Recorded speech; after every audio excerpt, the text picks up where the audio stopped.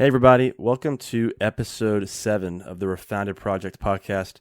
My guest today is Greg Anderson. Greg is a former Army Ranger, former military contractor, former law enforcement officer. So he's got a wealth of professional experience. He's a jiu-jitsu black belt, runs a jiu-jitsu school up in Seattle, Washington. I had a great time talking to Greg. He actually went viral in 2020 when he posted a video in his squad car as a warning to police officers just to be careful about which laws they choose to enforce during the shutdowns and if they are warranted or constitutional or just the right thing to do. We talked about a lot of things on this podcast. We jumped around a little bit, which is fine. There's no agenda on this podcast. We just kind of go where the conversation takes us. But I had a great time, and I hope you guys get as much out of it as I did. Without further ado, here is Greg Anderson. Thank you for taking the time. It's kind of a small world having you on, because I remember watching your video 2 years ago now in the police car, and then here we are 2 years later, you're on the podcast. So it's crazy how things, nuts, man. Crazy how yeah, things that's been a crazy journey, but I'm sure we'll get into that. So I mean, it's changed your life completely. It's changed your life completely. It's the best thing that's ever happened to me, for sure. Yeah. Like, I don't know, man. I think there's a time when people should leave government service, because as a 41-year-old man, just being told what to do and being in a broken system, like, nobody can fucking stand being a police officer in today's world, especially in Seattle. But everybody does it just because you're 10 years in, you're chasing retirement, all that stuff, Right. So yeah, we'll get into that, to walk away from that. I mean, I typically just start these things out with some random questions here to get the brain working. Biggest pet peeve?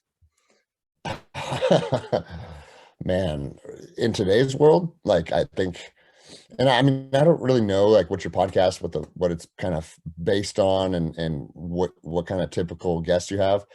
But in today's world, my biggest pet peeve is people that are not willing to stand up for what they believe in. Yeah. It has been, I mean, the last 20 months has been obviously a big government overreach. We've been watching our freedoms get stripped away. And if you talk to people on an individual basis, and maybe it's just the circles that I keep, but nobody agrees with the direction that our country's going. Yeah. But for whatever reason, very few people are willing to stand up and overtly oppose all these things that are happening.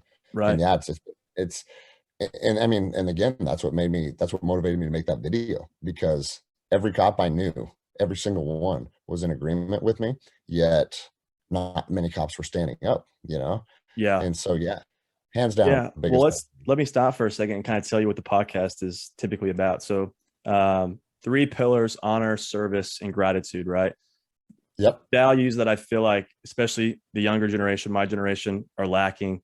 It's, always, what can I get from whoever? It's what I don't have. Focus on what I don't have. It's really cool to bitch about America right now and how horrible it is, apparently. Yeah.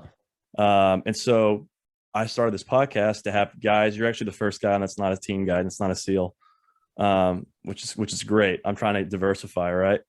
But have guys like you with life experience tell your story, share your background, aim towards young adults. And then the point of the podcast, the ReFounded Project, is to kind of refound some of these principles that we don't have. And I think, like we're kind of alluding to, one of those is standing up and maintaining your principles. For sure. One of my favorite quotes from, I think it's Theodore Roosevelt, "'Tis the business of little minds to shrink, but he whose heart is firm and whose conscience approves his conduct will pursue his principles unto death." And I thought about that quote. I actually rewatched the video you made at the police department. And I just thought of that quote, because to be able to walk away from the job security, right? Through on the table, you have kids. And so to walk away from that, I thought that embodied that quote. You were pursuing your principles regardless of what it costed you. But that's what the podcast is about. So are you a former team guy then? I'm going to assume. I'm not. No, I'm not. You're not a team guy. I'm not. So, yeah. And so I don't know if, so when I was 16, I started raising money for Navy SEALs. Gary Welt was a SEAL Master Chief that had ALS. Okay. And raised money for him. And through Gary, I met other guys and started raising money for other families. And so from 16 up until now, I've been very blessed to kind of run in that circle and know a few Okay. guys and be involved in a small way. Because Obviously, I didn't know, we I both didn't know know if it Seth. was your personal Instagram or your podcast Instagram, Yeah, but the link there was the fundraiser for Seth Farwell. absolutely. So, And I haven't and I don't taken know if it you know down. that. I don't know if Yeah, you've connected those dots, but Seth Farwell is one of my best friends. yeah. We were deployed together. He lived in Coeur d'Alene, Idaho, so not too far from Seattle. And yeah, we were real close. So that was cool to have We're that. gonna get into that in just a second, actually. But yeah, Cool. I mean that was the small world too. I first met Seth at the American Sniper premiere in Houston, Okay. and then I went to school in DC at George Mason, and Seth and I stayed in touch, and he was just always, giving his advice, offering to get me in touch with people at his former job, and I was thinking about going down that route, and Okay. uh, and I mean, just was one of the dudes that I look back on like I'm the luckiest guy in the world to just be able to say I knew him, you know? Bro, that's how we all feel. Yeah. Like even amongst and you knew Seth, so I don't have to paint a picture of what kind of man he was to No, you, go for it. but I mean, and let he me just was before you start the next, I'll go out of order here. okay. Every guest I have on, I ask, can you talk about somebody who you've lost that you think about every day? So here we are. There you go. No, that's a perfect segue for this because me and Seth became friends back in 2004. And back in the day, the special operations community, we were all kind of at odds with each other. Like the Rangers hated the SEALs and hated the Green Berets. And it was just like, it was always a pissing contest between who was the most capable and who was the most badass. And it was kind of stupid. And I realized as a young Ranger getting pulled into that was something I didn't even really realize was happening until 9/11 hit. And then we were all overseas together. We were working together and we had to have each other's backs. And what I found is everybody in the special operations community, it doesn't matter if they were from the SEAL teams or Force Recon guys or Green Berets, really, really admirable, awesome people. And it's just little nuances that make people get pulled one way or the other, you know? Right. And when I joined, I was like, I'm going to be an Army Ranger or a Navy SEAL. And it was, I bounced back and forth between those two things. And I was a 17-year-old kid. I had no idea what any of that really even meant. And I went with the Army because I thought the Army recruiters were cooler guys. Yeah. So that lets you know that you know what I mean? Like that should not dictate somebody's career, but you hear that story more often than not. You do. Or the Corps uniforms, right? The Marine Corps has the Yeah, coolest yeah, uniforms. exactly. Yeah. So I met Seth. Um, we got out, we started military contracting together. And that's when it just brought the special operations community together because you had to have to get on the cool paramilitary contracts, you had to have a special operations background. So I met him in '04. And I always tell people, and this was even before Seth passed, this wasn't like, oh, we're putting him on a pedestal because we lost him. It was always widely understood. He is the fittest human being in the special operations community. Yeah. He Like was a freak. just stupid athletic. He could have played professional sports at any level, anything that he wanted. And like he could have won the CrossFit games. And he's like a Matt Fraser's level. The guy could run a 4:36 mile Jeez. weighing 225 pounds at like, I mean, what was that? 7% body fat, maybe? Yeah. Well, the first Yeah. time I ever saw him was on Facebook. It was one of his, it wasn't, it wasn't Seth Farwell on Facebook, but it was his profile picture and he had a crocodile in a headlock. Have you seen that picture? Yeah, yeah. Yeah. And I was like, who the hell is this guy? Yeah. And then, I mean, yeah, the dude was just a physical specimen. And then, I mean, he could clean and jerk 335 pounds.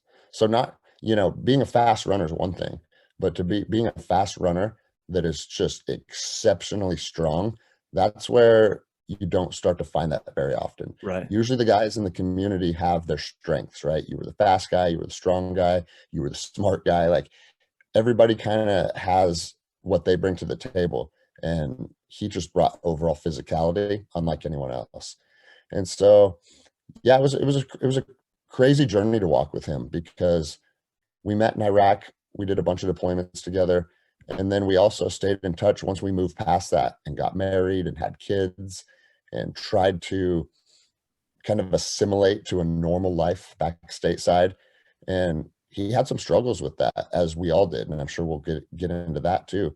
But the saddest thing for me is he had finally just like got everything together for him. Atlas was about 2 years old, and he had embraced becoming a father. He was finally comfortable being at home, being a husband to Jen, and that was a long journey for him to walk. And finally, when everything was coming together for him, a stupid surgical error is what takes him from us. So yeah, man, that was hard for me. It always will be, because it's like losing guys in combat, as tragic as it is, it's also an understanding that the game that we are playing Right. comes with high stakes, you know? And Yeah. so for me to put that world behind us and a guy that I walked through that world with, then to be lost over just a stupid surgical error, it's still hard to wrap your head around, you know? Yeah, his death was one that is extremely hard to kind of like come to terms with, because like you said, he wasn't intrinsically happy for a long time, right? And then I Yeah. remember seeing a post about him packing up and moving to Idaho, and like the land out there, beautiful place, and I was like, okay, this is awesome, like good for him. And then I saw the post. I guess it was what, a year ago in October, and uh and seeing, I was like, what the hell, man? And just couldn't come to grips with like a surgery, really. And like you see it, same thing. There's a guy named Luke Barker who was he was a gunner's mate attached to the SEAL teams, and came home and got diagnosed with brain cancer. So you go through all the stuff that Seth went through, guys like that go through, and they come home and it's cancer or some surgery or something like that. It's really hard to Yeah. wrap your head around. Do you know Mike McGinnis by chance? Does that name ring a The bell with name you? rings a bell. I don't, not off the top of my head though. So he was a Navy SEAL also. Okay. He was awarded his black belt in Brazilian Jiu-Jitsu posthumously at his funeral. Oh And wow. so when I was deployed with him, he was a brown belt, and he had a huge influence on me starting jiu-jitsu. And What were you at the time, belt wise? white belt. Wow. Okay. Yeah, this was '04 when I met him, and I was brand new. I just got an interest in jiu-jitsu, and then I got deployed with him, and we were deployed to Ramadi together, crazy place, and we trained like almost every day. And then in between deployments, he was home on leave from Ramadi, Iraq, and got killed in a car wreck. And it's just like Yeah. all those same emotions. It's like we're in the most dangerous city in the fucking world, and you go home and you get killed in a car wreck. It's just like, man, it just starts to make you ponder all those different aspects of life. It's like, It's very fragile, right? And it's, you know, I it's mean, you know that fragile more when, than most. and when your time is it your time? Like, who knows, man? But I've and you said it too, like that SEAL that died of a brain tumor. Like you hear that story more often, not more often than not, but it's not uncommon, I should Right. say. You Right. know, So while we're on this subject, what does honor mean to you? The word honor, and then how do you try to honor guys like Seth and other people you've lost in your life? I mean, I think as a 40-year-old man, the meaning of honor is starting to hold more value, and it's starting to change kind of how I perceive and how I interpret the word honor. Because when we were young Rangers, like honor would probably mean just like, you know, leave no man behind, and like the Ranger Creed says, though I be the lone survivor, like you're there to do your mission at any and all cost, and nothing will stop you. And we did that, and that was honorable, and that was something that we cherished at the time. But as I get older, I feel like the meaning of honor is really living in a manner that reflects those values, not overseas in gunfights on the streets of Ramadi or in the mountains of Afghanistan, but how we're living in America, and how we're showing our children how to live, and how we're interacting in our communities, and Yeah. how we're running our businesses.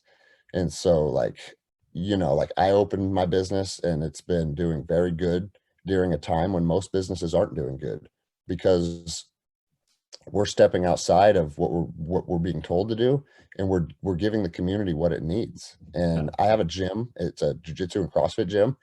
And because we're not adhering to all the craziness that's going on in Washington, it's flourishing and we're impacting a lot of people's lives.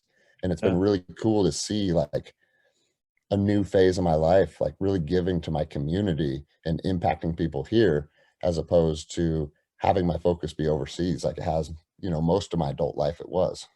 Yeah. My last guest was a SEAL, Mark Mazzadella. And we talked about that with the way things are in the government system, the military. Would your son, would you feel either way about him going to the military? And his answer was, honestly, the way it is right now, I think we need the real fights here, Real and fights here. the real fights here. And I know we're gonna get into jujitsu later. I'm a blue belt right now. I know you're a Oh, black belt. What would you yep. tell? What would you tell yourself as a blue belt looking back? I would tell myself the same thing that I tell every human being that's either new to jujitsu or is interested in starting jujitsu. It's show up, know that it's not always going to be fun, like especially in the beginning. You're Right. already a blue belt, so you're past the phase that I'm talking about. Right. But it's don't worry about the color of your belt. Don't chase the promotion. Just show up and put time on the mats. And what you're going to find if you continuously do that and you're disciplined and you continuously show up, you're going to find that jujitsu, I always tell my team, 10% of what we are learning on the mats correlates to fighting or correlates to self-defense. Jiu-jitsu teaches you humility. It teaches you how to work well in team dynamics. It teaches you discipline. It teaches you how to overcome adversity. Yep. And all of the things that you learn on the mats, you can apply to your profession. You can apply to your relationship with your woman. You can apply to how you father your children. And it's an amazing, incredible tool that teaches you how to be a better person in an overall capacity, not just an aspect of self-defense. And I think that's why jujitsu has just blown up over the last 10 years, because people have realized that that's the truth behind what jujitsu is. It's not a fight. It's not a martial art. And I would tell my younger self, dude, just really focus on the journey and Yeah. don't worry about how many tournaments you win, or I shouldn't say that, like being in good shape and winning tournaments and chasing that kind of stuff, that's all important and that's good. But the overall benefit of being consistent with jujitsu is it's going to make you a better person. And I just think Absolutely. it's important for people to keep their eye on that. Yeah, absolutely. And I like what you said about not chasing the next belt. I remember when I first started as a white belt, I can't wait to be a blue belt. But honestly, now I have 4 stripes, and I'm honestly not in a rush to get promoted to purple because I want to get some competing in at blue. Like I really want Of to get course. my feet wet, right? And really, I don't want to jump in the purple belt division having never competed before. And so Well, you're and I'll right. I tell mean, you, just enjoying the process. the purple belt division, in my opinion, is the nastiest division of them all, right? I can see that. Because the purple belts are typically extremely athletic, pretty young guys that are just eat, sleep, and breathe jujitsu. Hmm. And you don't. I always joke like I don't know what I'm getting into when I put my hands on a purple belt. Like, am I in for the fight of my life, or am I going to absolutely take this guy's soul and everything in between, right? Yeah. But, yeah, the thing is, you don't want to chase promotions because, dude, a promotion in life, I don't care if it's at your work, if it's on the mats, anywhere, a promotion should be considered a burden because Yeah. promotions come with more responsibility. More eyes, as soon as you put that purple belt on, more people in the academy are going to be looking at you as academy leadership. You're Right. going to be expected to be able to help with the kids class or cover a night when the coach is out sick or whatever it is. And purple belt is where you start to become jujitsu leadership. Now, I'm not saying that's a bad thing or you should avoid that, but very, very rarely are the people that are like me. I'm ready. I'm ready. Very rarely are those the people that are best suited for promotions. And Right. that's one of the reasons why, in my opinion, law enforcement is broken, is because the people that promote in that profession are always the people chasing and begging for promotions. Think about that in jiu-jitsu.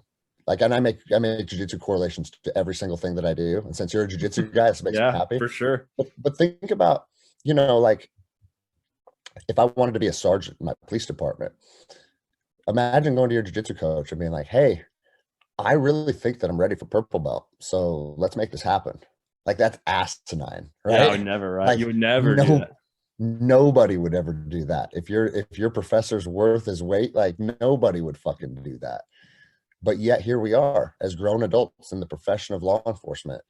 People will go to the chief's office and submit a packet and be like, I'm ready for sergeant.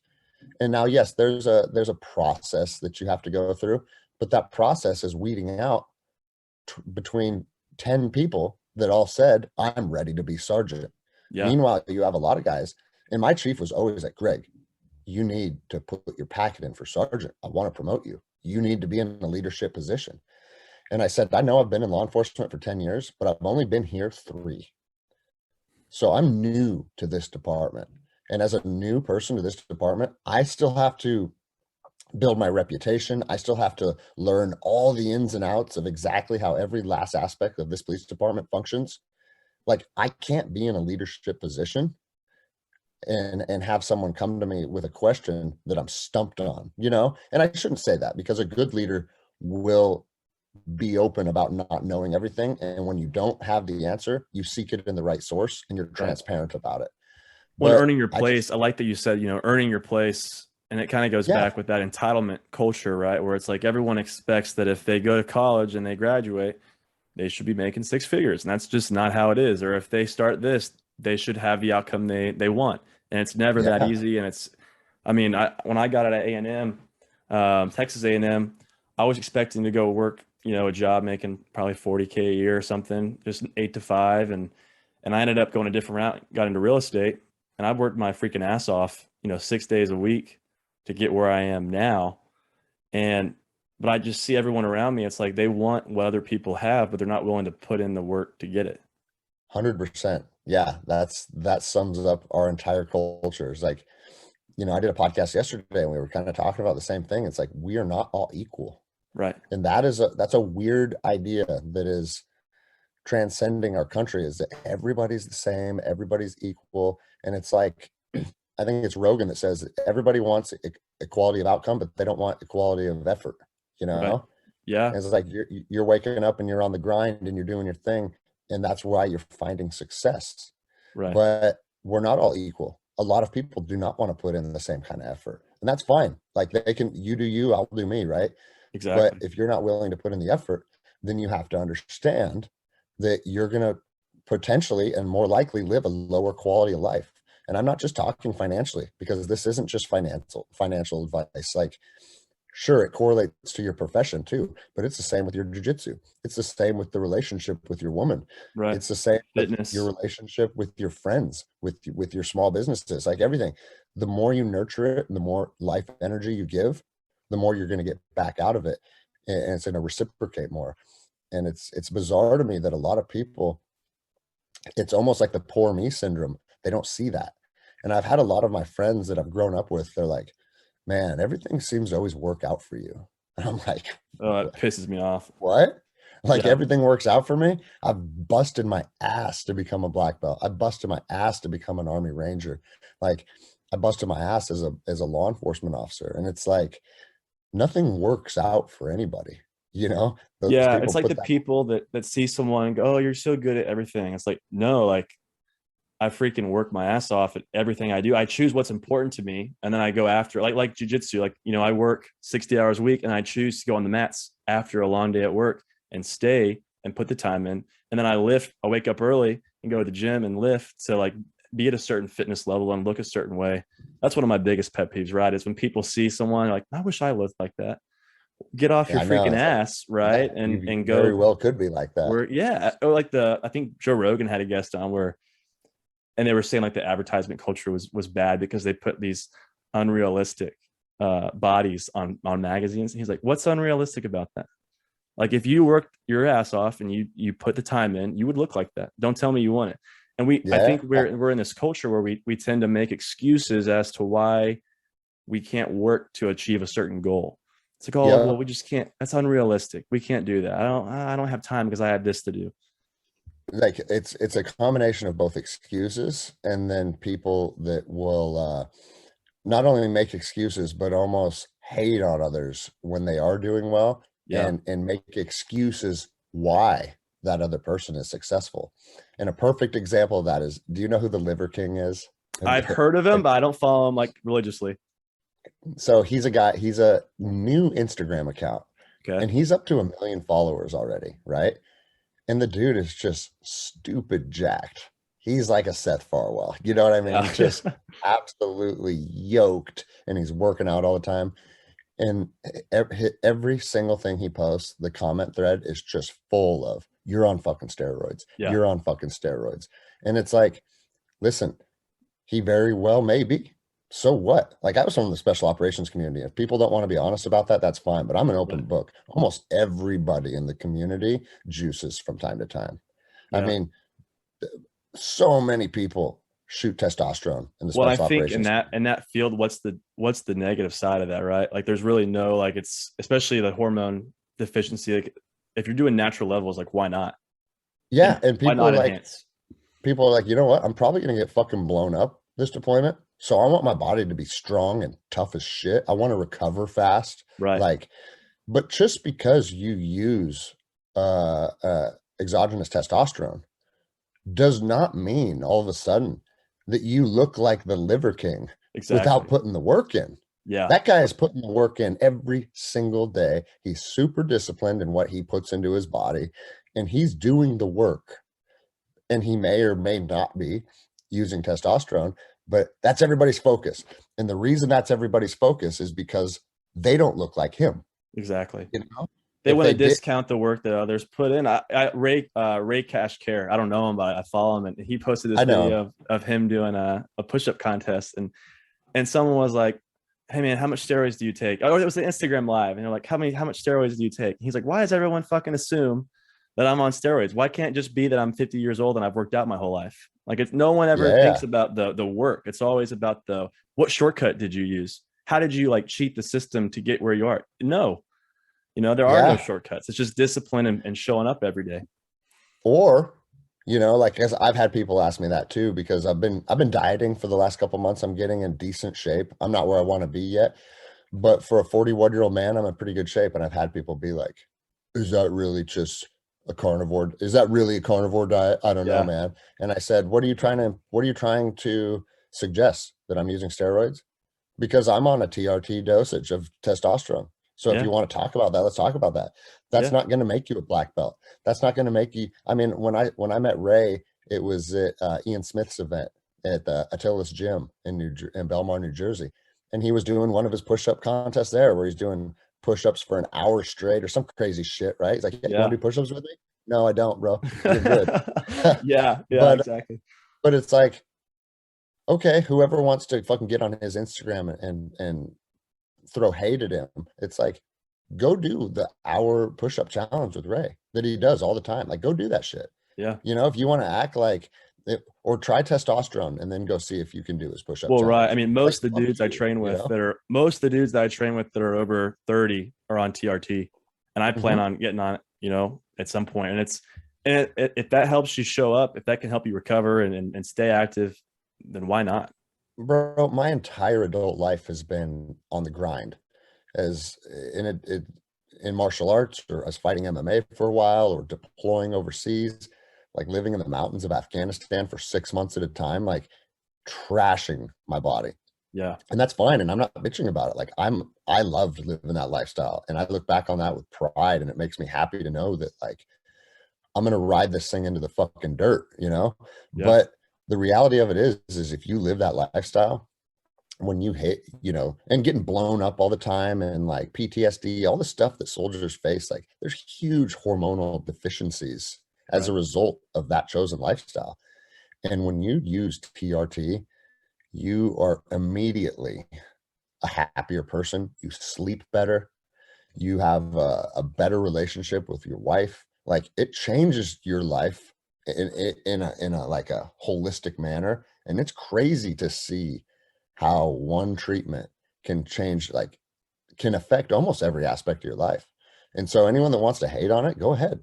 Hate Yeah. all. That's why I'm very open about it. I'm leaner. I feel better. Like, and I still put the work in, and I eat extremely clean. And so if one more little tool that I can utilize makes me feel like a better person and a better version of myself, you're damn right I'm going to do it. If anyone doesn't like that, it's their fucking problem. You Yeah. know? Yeah, exactly. If you want to be miserable and hate on it, go for it.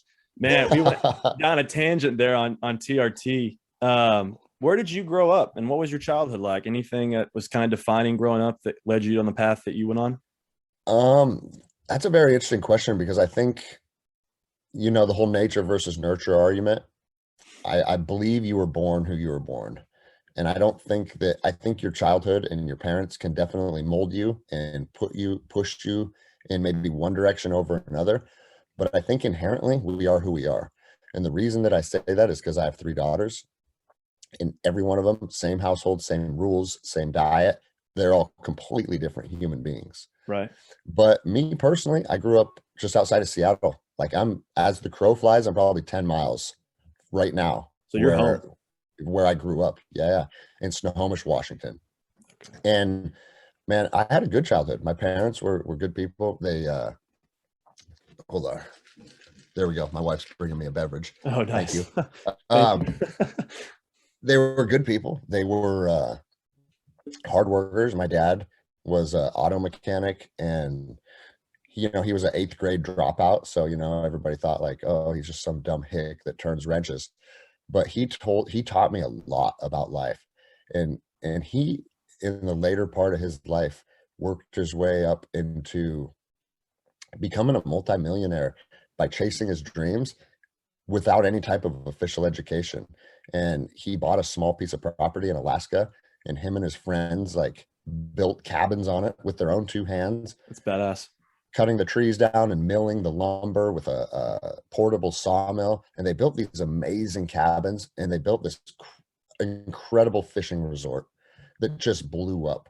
And they turned around and they sold it for millions of dollars. That's amazing. And it's like, there's I my work in fucking real dad. estate. I work in real estate. So hearing that, like, everyone judges intelligence based on like how much degrees you have and all that. And I know some people who have a lot of degrees that are dumb as shit. And then you hear someone like that who figured it out. Like, he figured out with really no background in real estate, he figured out how to do it. It's funny because my cousin went to University of Washington and got a degree in business. And I remember we were at like a family gathering, and my dad's like, you guys got fucking rocks in your head sending Marcus to business school for $60,000. He goes, I'll fucking give you guys a class on business right now. This is all you need to know. If I buy a car for 500 and I sell it for 600, that's good fucking business. Because if I buy that car and I can only find someone to buy it for 400, that's bad business. Don't do that. That's just like, there's my dad just completely breaking down like 4 years of business school in 10 seconds. And he's like, that's all you need to know. But no, his business, he did very well with he started turning wrenches, and then he bought the business, and then he became the owner of it. And then he hired a staff to run it to where he didn't even have to be there. And that's when he started putting his focus in Alaska and building up there. But, people always I feel like a lot of people have a sob story about their childhood, right? Well, it's good to have a sob story these days. It helps you, right? Well, and I tell people, I was like, my dad, he never told me he loved me. I never heard that from him. Like, my dad, I grew up hard. He was a good person. He raised me with good morals, but there was no emotional connection. Like, he was there to be dad and make me into a man. And I look back on it because I think that's why I have 3 daughters, is because maybe I'm not emotionally ready to raise a son.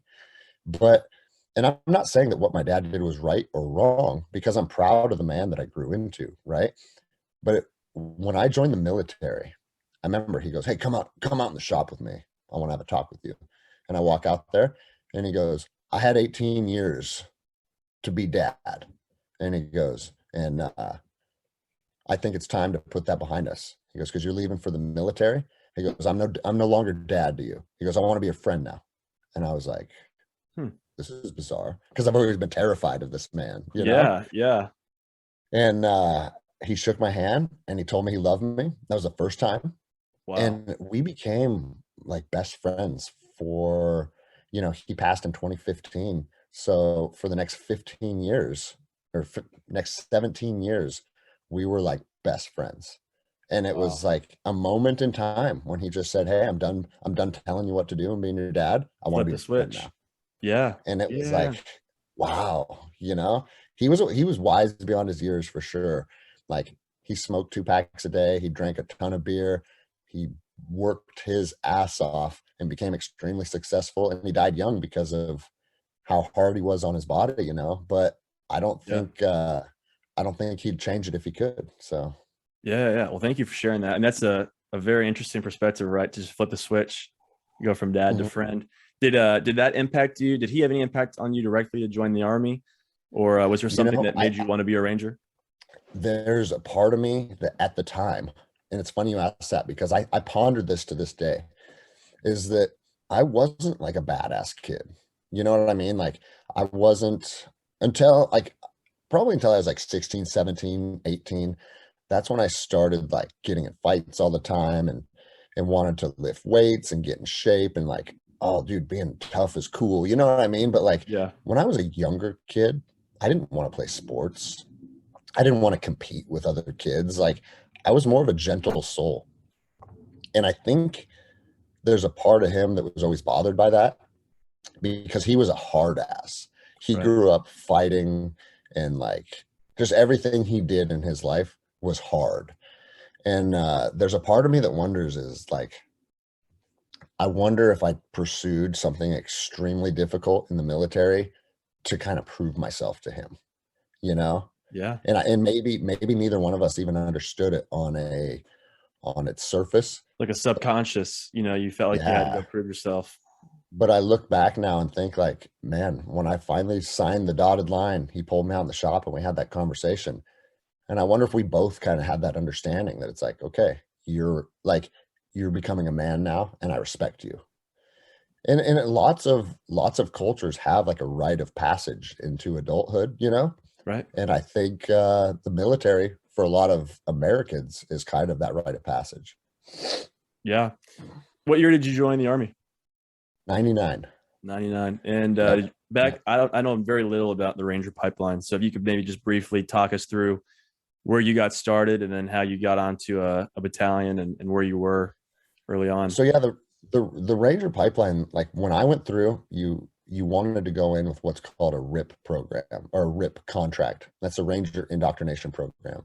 And basically, if you get, it's called option 40 now for people that are listening that are interested. You want option 40, and it's called the RASP program now, Ranger Assessment and Selection Phase. And basically, if you have that in your contract, that allows you to attend selection. Now, I actually wanted it in my contract, but the recruiter denied it to me. He's like, we don't have any available. But once you get to boot camp, you can put in for it. Do not listen to your recruiter. They're full of shit, right? Yeah. However, mine happened to be right that time. And the reason that he was right is because the regiment will open up slots to attend selection based on needs of the regiment, right? So when I went through the pipeline, there happened to be spots available and they allowed me to attend. But it could have been just as likely that there was not spots available and they're not going to open it up because you want to attend. So how it works in the army is you want to get that option 40 in your contract and then you attend basic training, which for me was in Fort Benning, Georgia. Then you go to AIT, which is advanced individual training. For me, it was infantry. And then you go to airborne school because everybody that's assigned to the Ranger Regiment has to be airborne qualified. And then as soon as you graduate airborne school, it's literally the second you're done with airborne school, they're like, hey, if you're attending RIP, fall out to the rear of the formation and you fall out and you form another formation behind the current one.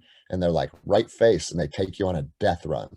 That's like, and because the Ranger Regiment headquarters is probably, I don't know, 2 miles down the street from airborne school. Gotcha. So they run you from airborne school down to regimental headquarters to where you're going to attend selection. and they open it up, and this is funny. I don't know if they still do this, but they send one of the fastest guys in the regiment to pick up the new Rangers to run them till every one of them falls out. And Yeah. it's like, and so like you're falling out of a run, which in the military is considered a shitbag thing to do, right? Right. Like you fall out of a run, that's a problem. And so that's why they do that, to kind of break your spirit right at the beginning. You can't even fucking stay in formation and take you on that death run. Then you go through indoc, and indoc it's short. It blows people's minds that Ranger indoc is so short, because when I went through, it was only 3 weeks. It is now, and I went through in a peacetime army. And how it used to work is you go through indoc, and basically all indoc does is determine if you are tough and you have the ability to not quit, or you fucking when where the rubber meets the road, you go ring the bell, you know? Right. And It is the selection portion. Yeah, we didn't have a bell per se. I kind of wish we did. That's one thing I think is cool about the teams. You have to physically go up there and ring something and say, I quit. Right. But, I've told the story on my podcast a lot. One of the things in Indoc is like, we're out of this place called Coal Range, and it's pissing rain and it's cold. It was like, I think it was February when I was in, and you're holding logs. You're doing log PT, holding the logs over your head out in this muddy pit. And they said, listen, Rangers, those logs are going to stay over your head until 2 people quit. This evolution will not end until 2 people quit. So it can be 3 minutes, it can be 3 hours, or it can be 3 days. But those logs do not touch the ground until we get our 2 quitters. And I remember thinking like, man, are 2 people really going to quit?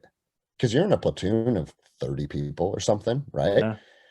And I was like, I guess I'll die out here if I have to. Like there's no way that I could be the guy. Because not only if you quit in order to serve yourself because, I'm cold and I'm hungry and I want to go relax by the campfire, because that's what they said. They said, if you quit, you get to come and sit at the cadre's campfire and grill hot dogs with us. Get hot chocolate and all sorts of stuff. Well, yeah, exactly. We have coffee over here. And but if you're the first person to quit, not only are you serving yourself, but you are now fucking the other people in your squad, because you have one less body holding that log up, right? Right. And it's the same thing with the boat teams. And when guys are going through buds, if you're not carrying your portion of the boat, it's not just serving you, it's fucking the other guys. And that's why they build those kind of evolutions into selection, because it's more than just serving yourself. Is that your ability to quit also fucks your team. Right. But you can't quit knowing that the other men on that log, you're fucking them. Yeah, and it translates into other areas of life too, right? I mean, like in your 100%. Family units, your communities, if you're not pulling your weight, you're screwing everybody else over. And so eventually people quit. And I'll preface this before you even ask the question, because people are like, well, how long did it take? I have no idea. I was just in that zone. You know what I mean? Yeah. But yeah, so RASP now is 8 weeks. And the reason that it was so short when I went through is because you are determined if you're tough enough to be part of the Ranger Regiment. And if you get selected, you go to 1st, 2nd, or 3rd Battalion. And I was stationed in 2nd Battalion, which is up here in Washington. And then they train you on everything you need to know once you get there.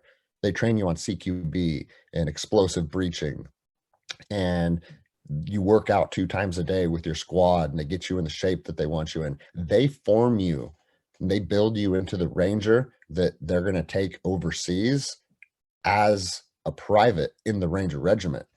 But what they realized after 9/11 kicked off, that system was a little broken, because you can send guys through an extremely tough gut check, and they can be a tough individual and a valuable member of your team, but they show up lacking the skills to deploy overseas and get in gunfights and mountain environments and patrolling through the mountains of Afghanistan and stuff. They're not proficient as Rangers. Right. So now they've extended it to 8 weeks. So you do your 3-week gut check, just like RIP. The first 3 weeks of the new program is the 3 weeks that I went through. Then the next 5, and 5 weeks isn't very long at all, Right. but it's a brief skill building period where they teach you how to integrate with Ranger SOPs and Ranger tactics. Then once you get to the regiment, you have a little idea of the regimental standard SOPs. Then you're interjected into a squad. And the reason they were doing that is because once the deployment cycle was extremely busy after 9/11, you might show up to regiment and be deploying a week later. So imagine you're going to combat as an Army Ranger with very little training. And that shocks people to hear, but it's just how the system works. Well, and correct me if I'm wrong too. Guys on a Ranger battalion, not all of them have actually gone to Ranger school. Right. So Ranger school, yeah, I like that you brought that up because this is a big misconception. Ranger school is an Army leadership program. It has nothing to do with the Ranger Regiment, period.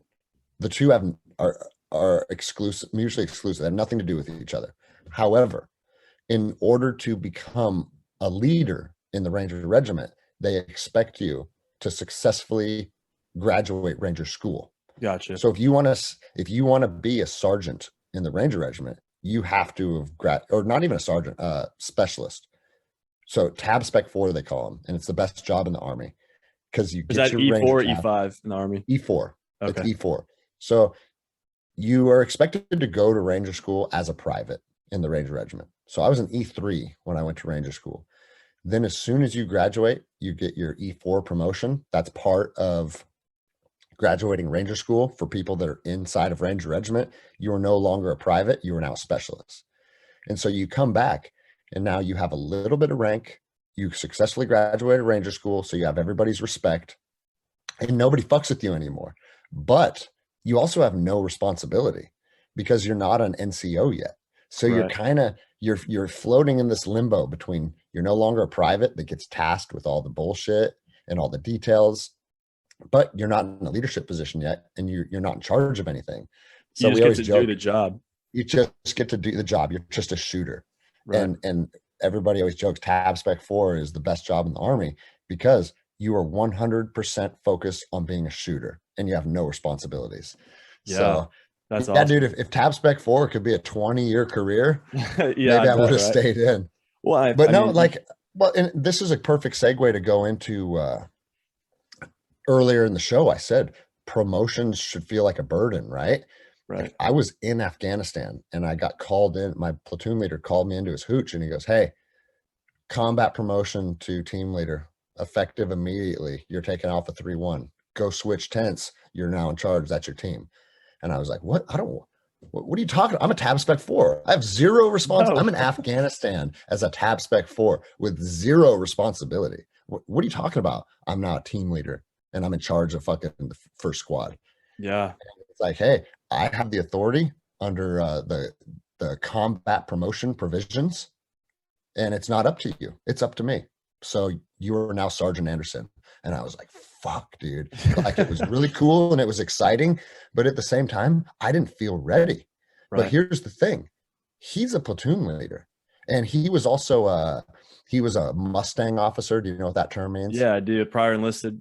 Yeah, prior enlisted. So he went E1 through E6. Then he became an officer.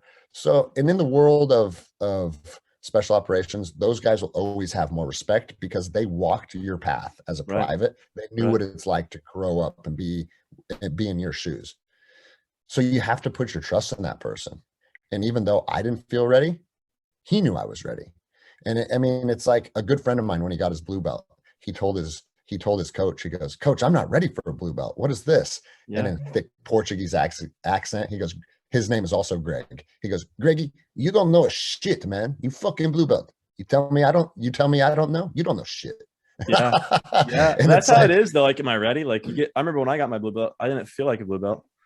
I was like, yeah, but are you going to tell a black belt that he doesn't know the parameters of exactly somebody a blue belt or not? Right. And so it's that exact same principle. I didn't feel ready to become a sergeant in the regiment, but the platoon leader saw leadership in me and he saw capability in me.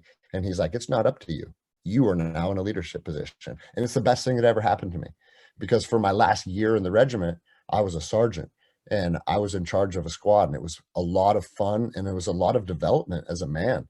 And dude, I look back on that now. I was 21 years old, fire team leader, leading patrols in the mountains of Afghanistan.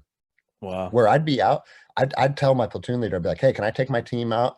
We're going to patrol up to that ridge line on the Pakistani border and provide an overwatch position and blah, blah, blah. And he's like, yeah, check in with your inviter at these 2 comm check times twice a day, make sure everything's good to go, and have fun. It's like, That's a lot of that. autonomy for a 21-year-old. Yeah, Yeah. bro. It's funny you say that, because a natural progression for young Rangers is to move into the unit. Guys that want to stay in the military, a lot of Rangers move into the unit, and that's Delta for people that don't know what I'm talking about. And a lot of my friends that went to the unit after that, they said, bro, our 2003 deployments, 2002, 2003 deployments as young Rangers, we had more autonomy than I ever had once I was in Delta. They said, Wow.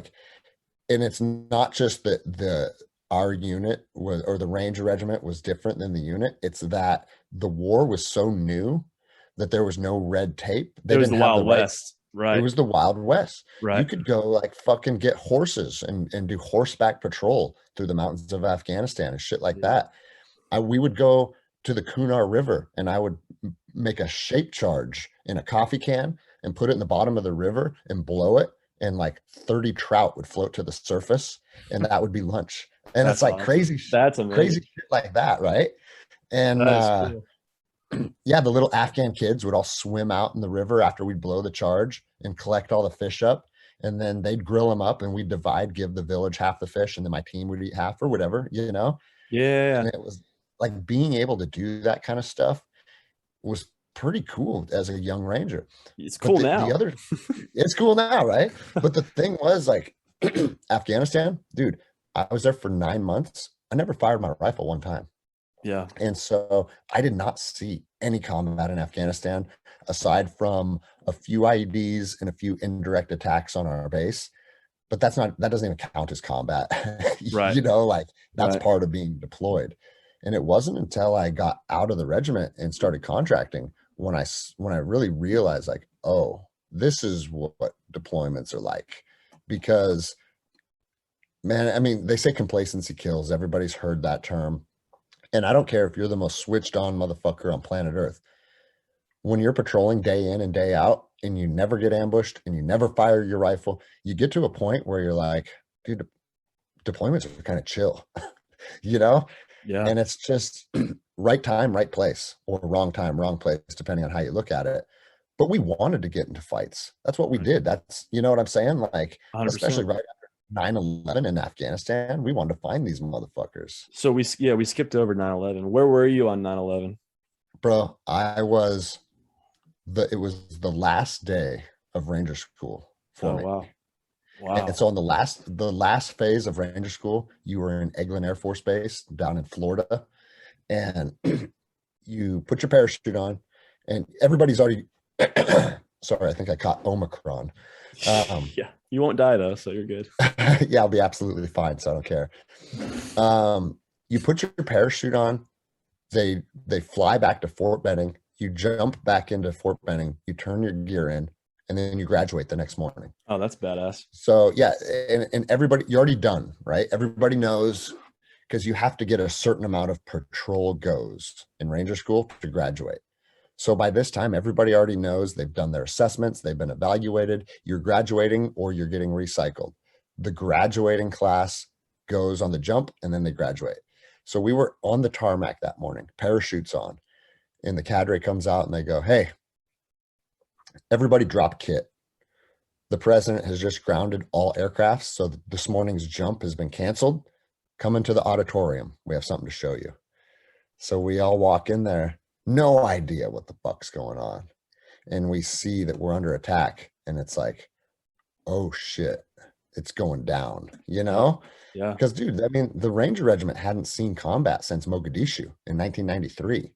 And so here we are coming up on 10 years later with no real world deployments. And yeah, I mean, a month later, I was getting ready to invade Afghanistan and jump onto Objective Rhino in Afghanistan. And so it's like your whole world changes in a moment, you know? But for your listeners, I didn't get to jump on Objective Rhino. We were Oh yeah. there. We had our, again, dude, it was 3rd Ranger Battalion and Alpha Company from 275, which was my company. 375 was in Qatar and 275 was in Amman, Jordan. And we were on the airfield. We were getting ready for the invasion. And they said, hey, it's been determined that the airfield is going to be a battalion size mission. And they've cut 2nd Battalion's attachment. And bro, this was October 19th, 2001. It's like a mutiny. Bro, my 21st birthday, I was going to invade Afghanistan. And we got pulled from the mission, and it was like, fuck, dude. Yeah. And dude, they only killed one dude on that op. That guy got shot like 100 times because every ranger is like, Wanted to I'm get getting some. some.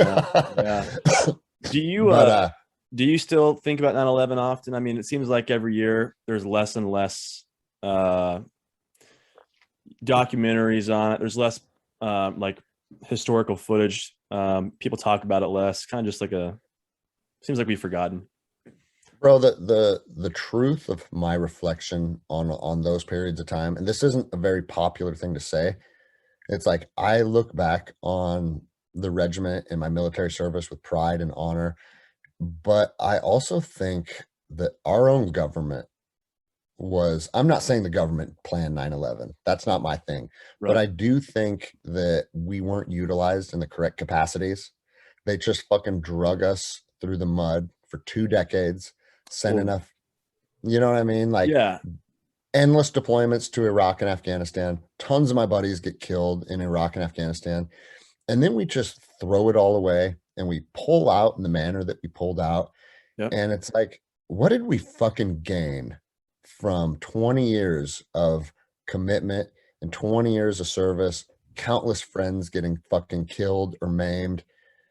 And it's like, I look at our government now, I don't trust them. I don't think they have our interests in mind. I think they are self-serving. And I look back on my service and I have to wonder, were you just a cog in the machine? Were you just a cog in the military industrial complex? And if I'm being honest with myself, I have to say, like, yeah, you know, like, now, would I go, if I had to do it all over again, would I do it? I would. Yeah. And not because of honor and service and what it did for my country, but for what it did for me and what it did to the men to the left and the right of me. Right. It forged me into a person that I'm proud of. It taught me skills that we might need one day on US soil. Yeah. And I'm proud of my service for that matter. But when I look back on 9/11, I'm like, man, there was an enemy that was clearly identified. And we didn't take the fight to them in the way we should have took the fight to them. We should have went in there. We should have annihilated them and let them know, if you fuck around ever again, we'll fucking wipe you off the face of the planet and then redeploy home. But it turned into a 20-year nation building exercise. Rangers don't do nation building. You know what I mean? Right. And that's not Mark just and I Rangers. talked about that. Yeah. Yeah, it's not just Rangers. It's fuck, the 82nd shouldn't be doing nation building. The 101st shouldn't be doing nation building. Yeah. But when you get a bunch of politics interjected with deployments and war, it just turns to shit every time. And it's like, even when we were in, we'd look back on the Vietnam War and we would honor those Rangers because those guys were legends, right? But you also knew that politically it was kind of a shit show. Like, what were we really hoping to gain over there doing that mission? And then what did we do? We just arbitrarily left one day. And then we did the same thing with my generation. And it makes you realize, dude, we are serving a government that is completely inept. Well, I mean, honestly, when you just said that, it's almost like there's some naivety. Like, well, yeah, they got, what was the point of Vietnam while we're in Afghanistan, not knowing we're going to pull out at a random date? And I talked to Mark about that and how, the guys that I know that were over there, it wasn't the big geopolitical issues as to why they were there. They were there because they liked the job, they're bros, doing what they were born to do or felt like they were born to do. But looking back on the withdrawal, did that bring up any feelings?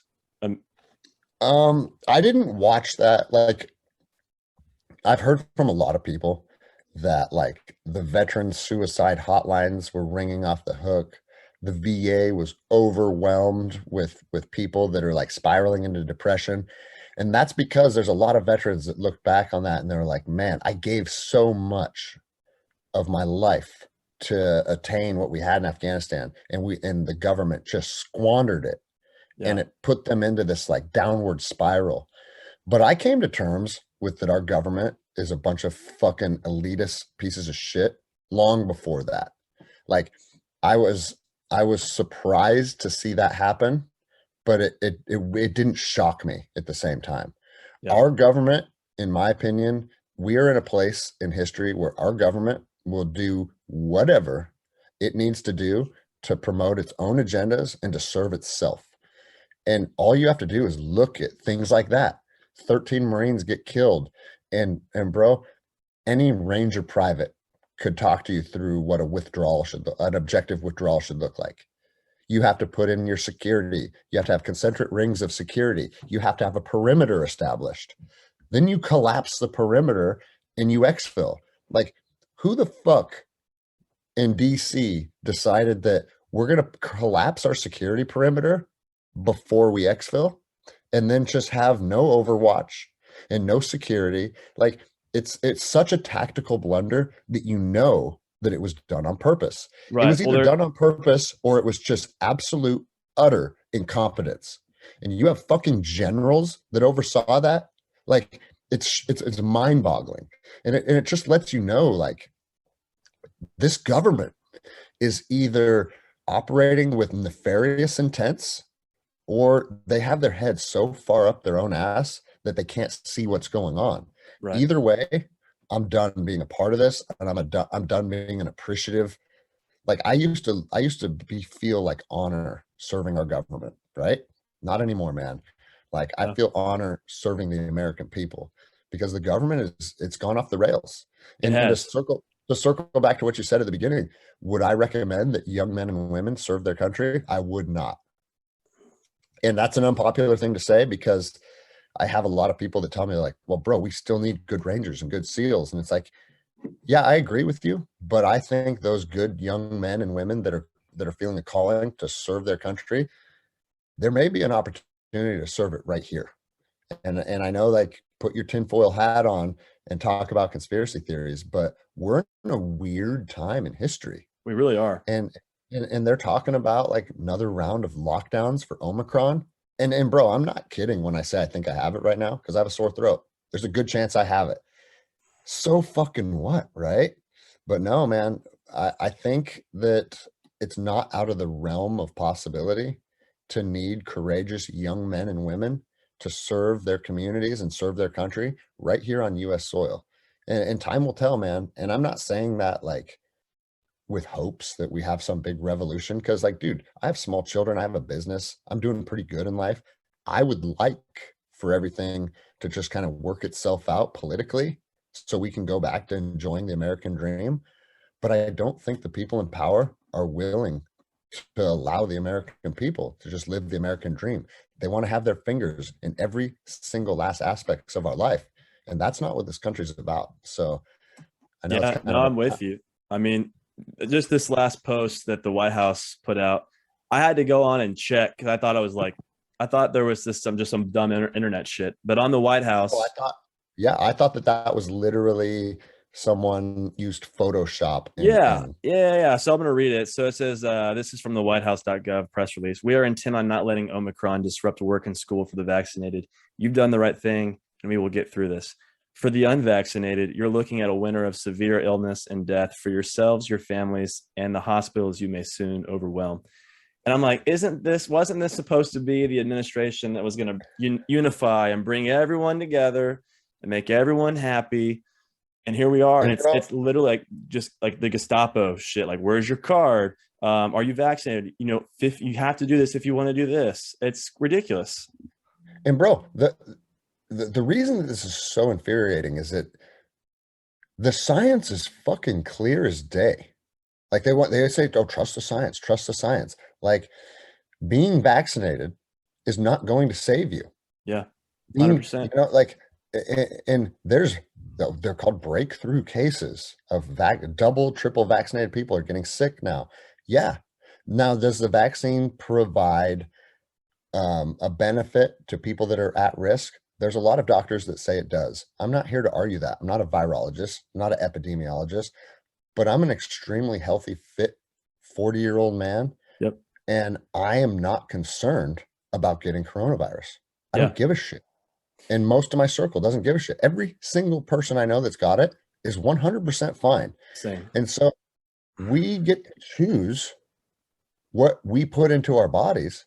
And because I don't feel like getting my fucking children vaccinated, that now, dude, we can't go into restaurants in Seattle anymore. That's Like insane. Texas King is still County. pretty good here. Like Texas, we're doing better than obviously Seattle and Oregon and all those places. Yeah. But think about that. It's like, dude, I fucking spent a year of my, or a decade, not a year, a decade of my life deployed for this country. And now I can't go out and eat in restaurants because I didn't take the medicine that you think I should take, that Joe Yes. Biden thinks I should take. Like, what the fuck are you talking about? Yeah. And so you want to talk about like living in a period of time where there's uncertainty ahead. It's like, I don't know how shit hasn't popped off already. Well, I was told that my gym needed to be shut down, and I was very vocal about being open. And I said, I have my fucking rifle and my body armor here.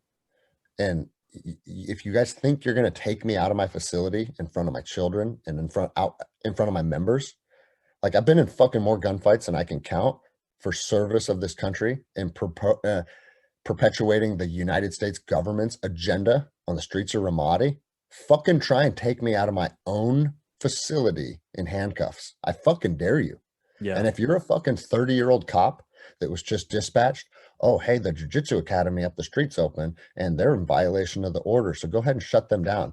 If you're the fucking cop that thinks you're going to shut me down, I fucking dare you. And I'm sorry that you got dispatched to do that, but now you're my fucking enemy. And it goes back to the choice of choose what you're willing to enforce. That's exactly right. You need to make the choice as a police officer. And dude, I was a police officer for a decade. That is my culture. Those are my people. But if you think you're going to take away my livelihood because of this government agenda driven bullshit, well, you're going to have to earn it. And I guarantee you, you're not going to like the fucking outcome. Yeah. And so I was saying that vocally. I opened my gym. Bro, my gym grew by 500% over that year. Wow. Yeah. You're gonna need more mat space. Bro, that's the biggest fucking problem in my gym right now. We're out of mat space. Yeah. And so, but good problems to have, right? For sure. And that's like, dude, I spent a decade of my life fighting for other people's freedoms. They say, we're fighting for the Afghani people's freedoms. Even though that wasn't our mission, it became the mission. We're fighting for the Iraqi people's freedoms. All right. Well, now I'm looking at fighting for my own children's freedoms. Right. And they're not giving this power grab back. Like they're not just gonna be like, oh, it's over. Here you go. You can go to restaurants again. Yeah. So if I'm gonna be fighting for my children's freedoms, you're gonna see a version of me that you've never fucking seen before. And here's the interesting thing, bro. I'm not alone. Every operator I know, every SEAL, every CAG dude, every Marine, we all feel the same way. And it's like, you motherfuckers built a generation of warfighters. And now you're kind of shitting on us. So keep fucking shitting on us and see what happens. And we'll see, man. Like, I'll die tomorrow if they think they're going to shut my gym down. And that's it. It's just a jiu-jitsu academy. It's not, you know what I mean? It might not be the biggest deal in the world, but to me, it's my little piece of land that I bought. I built the structure from the ground up, and that's mine. And if you think you're going to fucking tell me what to do with it, let's go. Yeah. And the most interesting thing is that the government, the executive branch of the government is the enforcement branch. All the people that are tasked with enforcement on both the federal, state, and local level, most of them carry themselves in a manner similar to me. Right. So, yeah, exactly. Yeah. I mean, most, it's like the gun problem, right? Well, most of the people who would be enforcing gun laws like guns and are happy with guns and they aren't going to want to fucking get rid of their guns. Yeah, bro. The gun law thing, the gun law thing drives me nuts, is because what people don't understand is the people that want to take your guns away are surrounded by teams of men armed with guns. Yep. And the reason that I know that is because I used to be one of those men. I worked high profile State Department details, both overseas and stateside. I worked Department of Justice, Supreme Court Justice protection details through Los Angeles. And it's like all of these people in the elite class have cars, armored cars full of men with AR-15s driving around Los Angeles. This isn't fucking Iraq. Like, this is fucking right here stateside. All of these cocksuckers that want to take your liberties away are surrounded by teams of men armed to the fucking teeth. Additionally, if anything happens to you, if you're a victim of any type of crime, if someone's breaking into your house, if someone's trying to rape you, what do? They say, call the police. Well, what is that going to do? That is going to elicit a response where a man or a woman with a gun shows up to your house to try and save you. Yep. Well, there's chances are that I'm better with a gun than whoever's showing up to try and save me. So instead of being responsive and giving the perpetrator that fucking 3 to 10 minute response time, I'm going to deal with the problem myself. And most American men should be willing to deal with the problem themselves. We don't need the police to come and save us. This is my house. This is my family. And we're at a point now where people seem to think that that's a strange concept. Let somebody else come save you. You don't need to save you. You don't need a gun. You don't need to protect yourself. The government's going to come and do that for you. Well, look how well they've done with everything else. Yeah, I mean, it's... Bro, in Seattle, it is a 60-minute response time for calls for service now. Think about that. Think about what can happen in an hour. Like, that's an eternity in a violent encounter. That's not an even eternity. Like, not even being armed, but like knowing how basic first aid. And if you're going to wait 60 minutes and you have bleeding, severe bleeding, like, you better know how to fix that shit yourself. Yeah. Do you know how to put a tourniquet on? Do you know how to do basic first aid and field dressing? It's like, and that's why I think one of our biggest national treasures right now is Mike Glover. Yeah. Because dude. He's awesome. I want to get him on this podcast. Bro, he has taken an elite military career where he has learned everything from land nav to first aid to combat operations, all the things that he learned as a soldier, and has developed a method to teach that to the American people. And not in a manner that's like, oh no, doomsday is coming. But hey, being prepared makes you a better version of yourself. Right. Preparedness is the antidote to fear. And he's been able to create something that I think is probably going to be one of the most impactful things of our generation. If the government keeps going the way that it's going, Americans are going to need to learn how to be self-sufficient. And yeah, I think he's kind of shown almost like the blueprint of how to do that, and it's fucking powerful. Oh, he's been successful too. He's been successful in markets where your clientele is not necessarily the type of people that, you know, want to go and pick up guns. Like, he's successful. He's really taken off with his classes for women. Yep. And then even like he gets a lot of left-wing leaning people to come and learn preparedness, learn firearm safety, first aid, preparedness, everything. And you want to know why Mike Glover, in my opinion, is probably the top guy in the industry right now, is because I run a tactical pistol and grappling course. And it's a 3-day course that we do shooting in the morning and we do grappling in the evening. And Glover sent me a message and goes, hey, I hope to attend your course as a student sometime. And it's like, what? You know what I mean? Like, this guy is arguably probably one of the best instructors on planet Earth, but even being at that level, he reaches out to me and says he thinks this would be a good course to attend as a student sometime. So the most competent people in the game are always students first, right? It's like always have that white belt mentality of how to grow and become more proficient. And it's like, that's why he's winning, is because he's reached the top, but he still is, like you said, he has a humility to fucking be able to reverse roles and continue to grow and become a better version of himself. And it's what we need right now, man. You know, going back to the whole COVID, it really blows my mind that more and more people haven't stood up and just used their own thinking, not watching the news and listening to the administration, but use their own thinking and seeing that it's rules for thee and not for me. Like, we have to go on lockdown, but the politicians can go and have their dinner parties without wearing masks. We need to do Yeah, this, but they don't have to. I don't know if that was it the rule that anyone in Congress didn't have to get the vaccine. I've heard that. I don't know It was something if like there's that where validity to that or not. yeah, if you were in legislative branch, you didn't have to do a law that applied to everybody else. And it's just that mentality where you got to think, what is really going on here? And you're right. I remember when we shut down in jiu-jitsu, our gym shut down here in Allen. And then when it started going back, I made the conscious decision to start training. And people were still training, on mats in garages and stuff, just not in the actual location. But I remember people telling me, that's really selfish of you to go train. And I'm like, I think the reason I haven't gotten COVID is because I've been on the mats with germs and being close to people. And like, you have an immune system, and we've just lost Bro, that. No you one have cares got about being COVID. healthy. I You probably have got COVID. for sure. You just Probably. didn't know it because you were asymptomatic, because you're a healthy young person that probably Exactly. feeds your body with the correct nutrients, and you have a strong cardiovascular system. Like, I feel like everybody should have had that moment where they realize we're being played, right? 100%. And I was ashamed that it took as long as it took for me. I look back on it because I shut my gym down.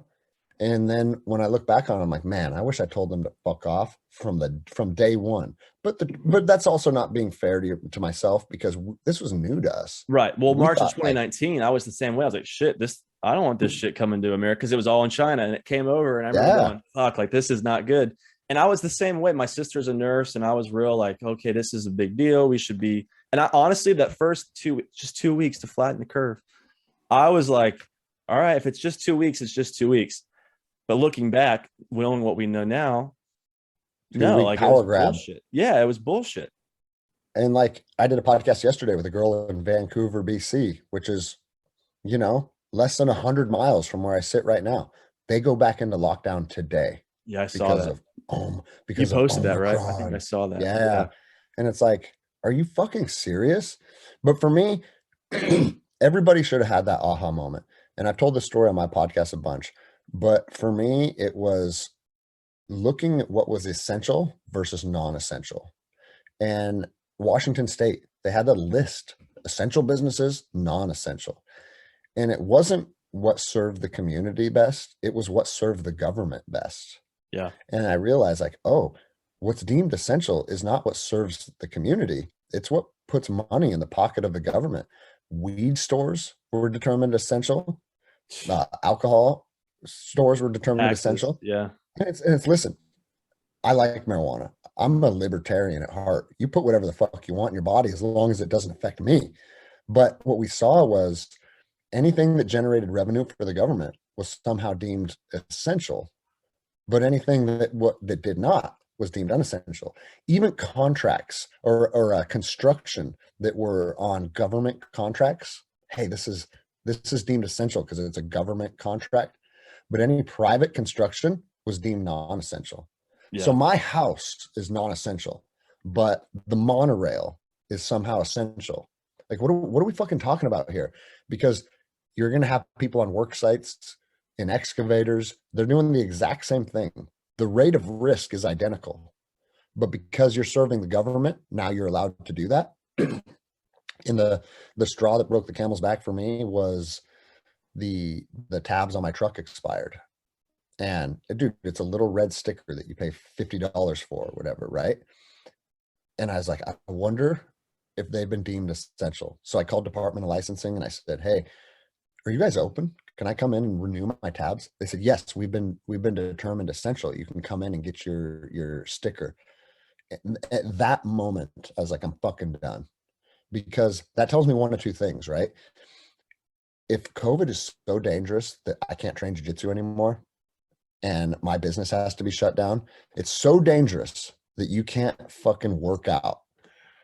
But you can go get your little red sticker for your truck and give us $50. That tells me one of two things. It tells me that the government does not care about my safety and they will put me at risk for $50 Yep. or B, this is all fucking bullshit. So Yeah. either way, I am done with your game. I opened my business. We started running CrossFit and jiu-jitsu again. And that is when my academy blew up because we were the only show in town. Everybody else adhered to the mandates. And I openly opposed it. And bro, I thought I was going to be like Ian Smith. I thought it was going to go big, like, hey, that crazy cop that got fired. Now we have the SWAT team surrounding his facility because he refuses to shut down. Yeah. But the sheriff publicly said, I'm not getting involved in this. Not getting involved. Smart call. Thank God. Right? Yeah. Like he publicly said, I'm not going to utilize our deputies for coronavirus responses. And I know this sounds dramatic to say, but there's a good chance that I'm alive today because of that. Because I told my wife, I said, I've faced death on more occasions than I can remember. This is no different. I said, I've made the choice to take a stand. I was taking my body armor and my rifle when I would open my facility. And I said, if someone thinks they're going to take this from us, it's a fight to the death. Because men and women need to see that we as Americans are defiant and we stand up for what is ours. And the government is supposed to be of the people, for the people, by the people. They do not get to take what I have earned and what I have built. And if they think that they're going to, they need to see that this is not the principles which America was founded on. Bro, I was hugging her goodbye at times with that feeling like I was going on deployment. Damn. Like this might be the last time I see my fucking family. That's a bizarre headspace to be in right here Conus. in Lake Yeah. Stevens, Washington, Right. you know? And yeah, by the graces of God, I happen to be in a jurisdiction that decided not to enforce it. How many videos have we seen nationwide of cops going into gyms and taking people out in handcuffs? Yeah. You know? And that's And been my biggest problem with it is, we should do everything we can to protect the people who are at risk, the elderly, right? And it's like, if you feel that you have a problem and that you're at risk, then stay home. But don't tell all the healthy people who are in their 20s that need to work to make money, they can't either, produce income, they can't work out, they can't get together. I think that's the biggest thing for me that just drives me absolutely fucking crazy. Well, and the rich have gotten richer through this. Yeah. And this has crushed small business. Yep.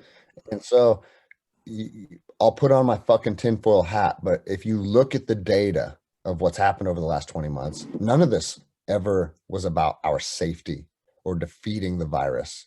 It crushed our economy. It crushed our small business. And you know what it fucking crushed more than anything that nobody wants to acknowledge is our fucking public school system.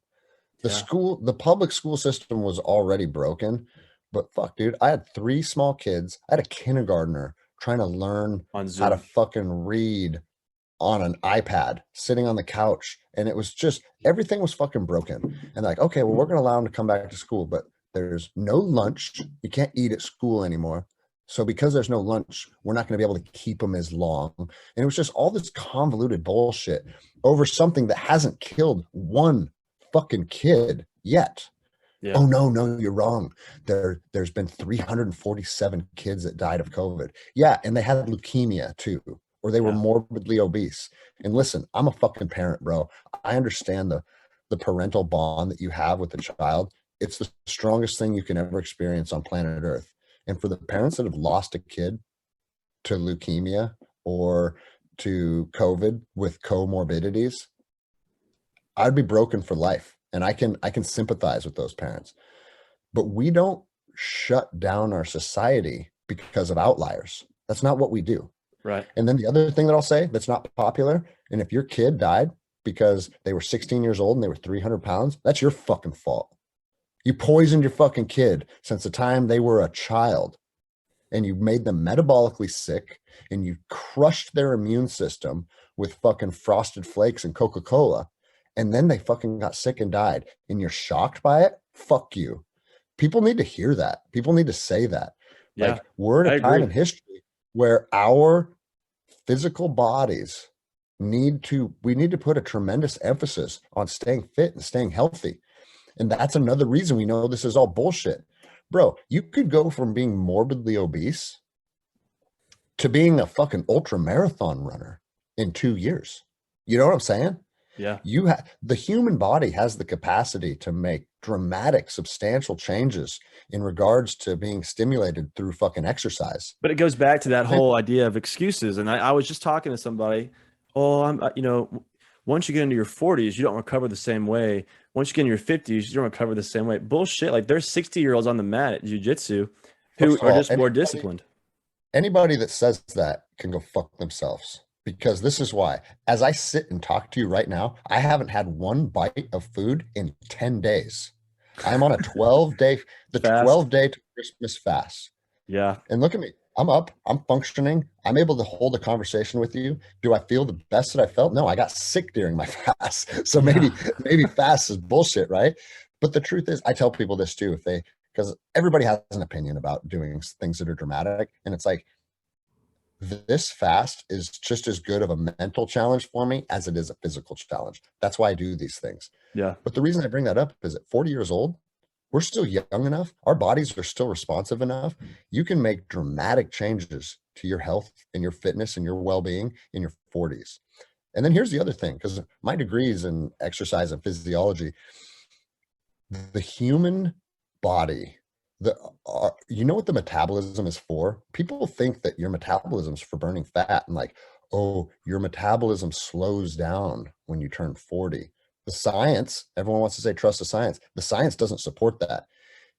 Our metabolism is for keeping our body at 98.6 degrees.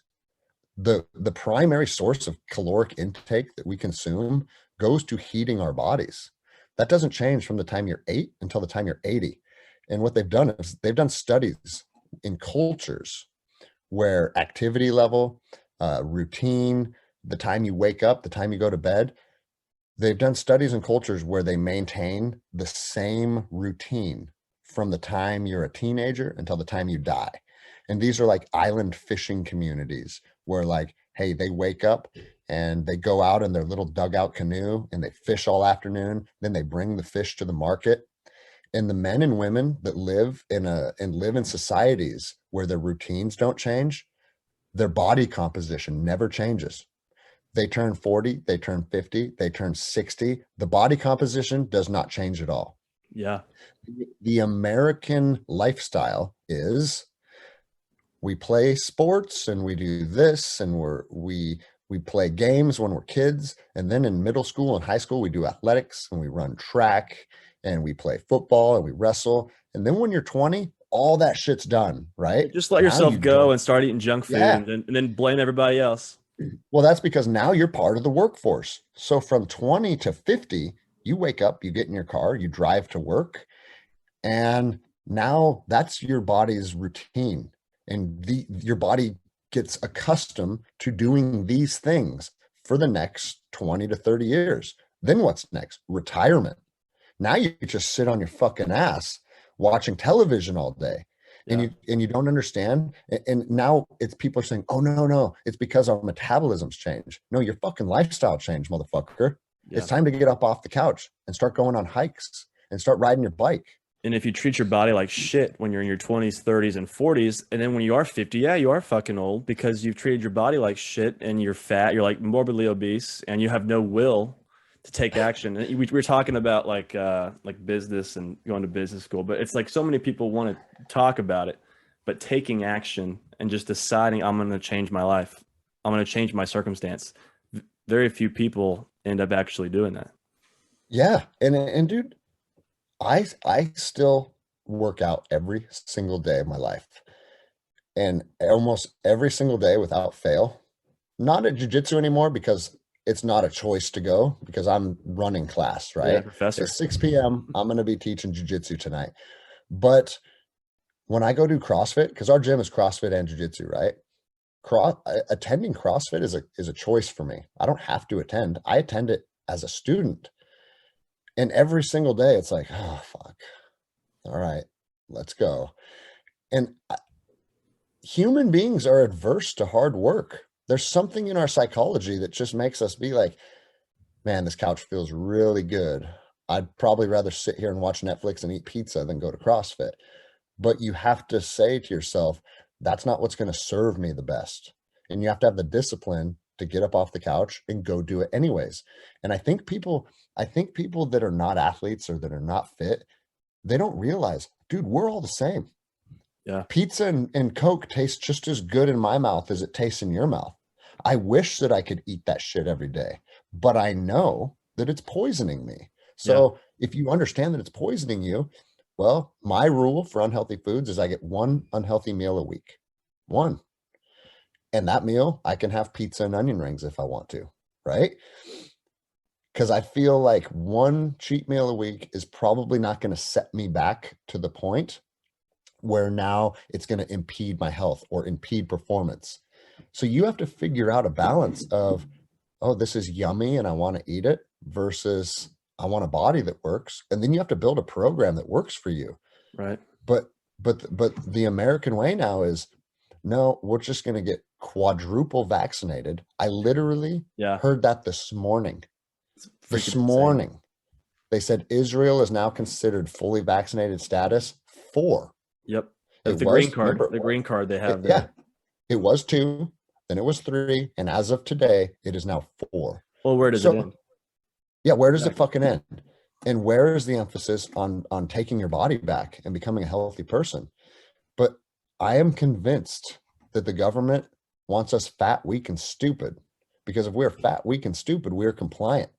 Yep. The government would hate to have a fucking country full of men like us who are critical thinkers, who want to strive to become more intelligent, who strive every day to become a better fighter and a better athlete. That should fucking scare them for obvious reasons. And I think it does. And it's like, at what point are people going to realize, bro, this whole thing was never about your health. It was never about your health. They took an opportunity. And well, it depends on how far down the rabbit hole you want to go. Did they create the opportunity or did they take advantage of the opportunity? Right. That presented itself? And time will tell, right? But either way, they're conducting themselves in a way that, in my opinion, is not congruent with the American spirit and what serves the citizens best. So I agree 100%. How are you on time, Greg? We haven't gotten to your whole story here. I'm good? Okay, man. I'm okay. Yeah. Okay. Yeah. So I got one more podcast that I'm going to do today, but it's on my timeline. Okay. So no, I mean, you've been very generous. This is definitely the beginning of the podcast. You're the 7th guest, so for you taking the time to be on, I really appreciate it. Okay. Yeah. Cool, man. But you get out of the military. What year did you get out of the Army? I left active duty in the end of 2003. Okay. And then I bounced back and forth a little bit. I had another active duty stint in 2008 because I was in a reserve capacity. And then I fully separated from the reserves in 2012. And were you contracting while you were in the reserves? Yep. Okay. I was. Can you say, or do you want to say who you were contracting with? Triple Canopy. Okay. So yeah, I mean, that was the heavy hitters back in the day.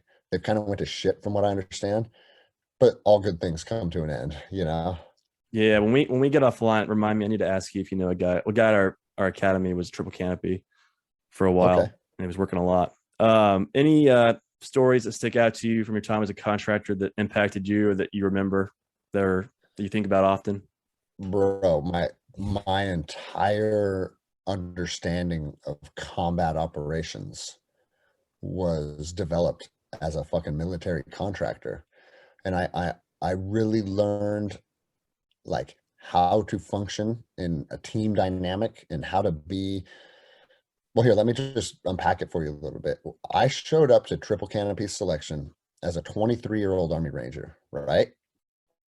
Every other guy there there was like a group of like 4 or 5 young Rangers that were there. And I happened to know most of them because they were my era of Rangers, right?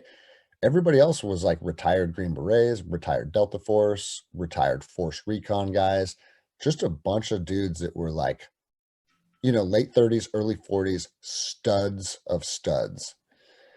But I was young, I was fit as fuck, I could shoot well, and I knew how to keep my mouth shut and my eyes open. And that's something that the Ranger Regiment prides themselves on discipline. Like, you don't see team guys being as disciplined as Rangers. Like, when I'm talking to my boss in Ranger Regiment, I'm standing at parade rest, things like that, right? We're not all bros. there's still a lot of military discipline. Right. So when I got to selection for triple canopy, hey, it's time to just impose military discipline, keep my eye on the prize, and do what's asked of me. And I got selected. So when I went to Ramadi, Iraq with a team of a bunch of Delta guys, I was the young ranger on the team. And I was like, okay, well, what can I do to add value to this team? I guess I will do all the grunt work. I'll check the oil and the tire pressure on the cars every morning. I'll make sure that the windows are clean. Like all the stuff that nobody necessarily wanted to do, but needed to get done. And what I found is I really built a good reputation for myself by putting the team's needs first and then letting the team see that I'm the guy that's willing to do those things. And man, a lot of those guys to this day are very, very close with me. And it's because like I learned how to serve the team the best, being the lowest tier on the totem pole. And bro, that is where you learn real leadership. People think that leadership is like read a Jocko book and of someone that was a fucking commander of Task Force Bruiser that had 200 people under him and shit. And it's like, and I'm not saying that disparagingly because Jocko has tons of good information on being a leader. But I think on its foundational level, the way to become a competent leader is to become a competent follower first. You learn team dynamics at the foundation of the team, not at the top of the team. Right. And even though I come from the Ranger Regiment and I had some leadership experience, I was now back on the bottom. And it was like starting over again, but it was starting over again with a little more maturity and a little better understanding of team dynamics already. And to this day, I'm really proud of my service as a contractor because we saw an extensive amount of combat. We dealt with all kinds of ambushes, gunfights, and we always conducted ourselves in a manner that was like, I wouldn't change it if we could go back. It was very professional. The team SOPs were strong. Everybody could rely on each other. If someone told you they were going to do something, you could count on them being there and doing that at that time. And it really set the trajectory of my life on a different path because I understood like these guys from these elite military units, man, they're straight shooters, but they're down to earth people. And they care about me as an individual because in contracting world, there was no rank. I could tell anyone to fuck off at any given time. Sure, I'd lose my job, but I'm not going to get in any kind of trouble for it, you know?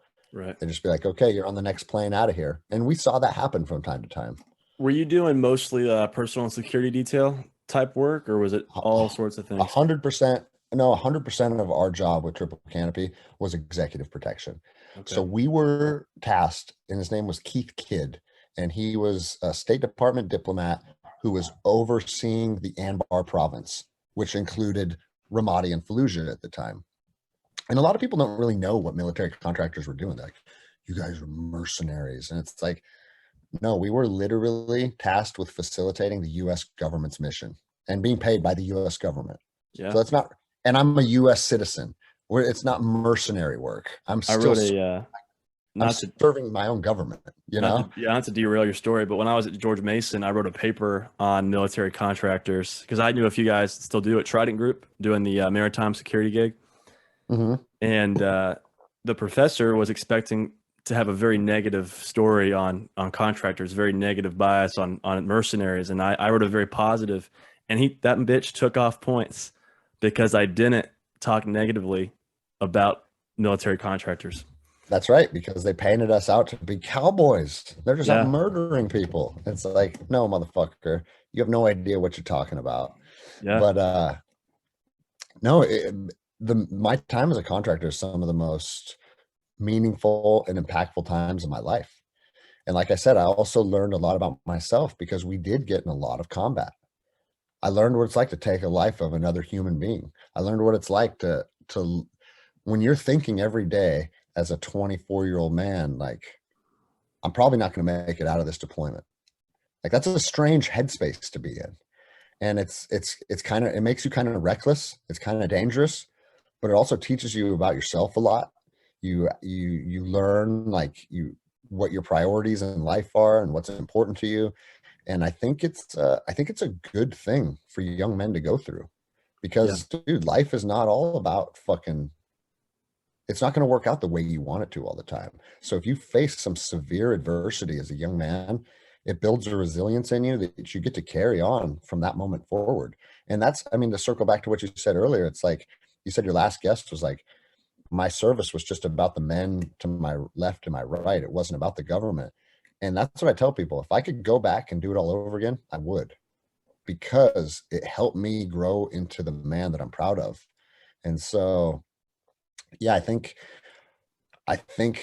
that today's military, it's an uncertain place to put yourself in, but the same thing would be true. Those people would learn those lessons and they would form those friendships and those bonds and face that adversity, and they'd probably be better for it. It's just that I don't know if I would feel comfortable. Well, just for one, you have to get vaccinated to be a That's soldier good. now. That, Right. that alone, right? That alone, it's like, So the and argument though against that though is that you have to get a lot of vaccinations anyway in the military. So what's one yeah, more? I was just gonna say that's the argument. And when you show up, they pump you full of a bunch of shit. But the truth is that the clinical trials aren't even done on this yet. Yeah. That's the fact. You can say whatever the fuck you want about it. You can show me all the science that you want that supports why we should take this. The clinical trials are not done yet, period. 100%. And I think about so, Joe Rogan had that guest on. It's not FDA approved. yeah, that's what I'm saying.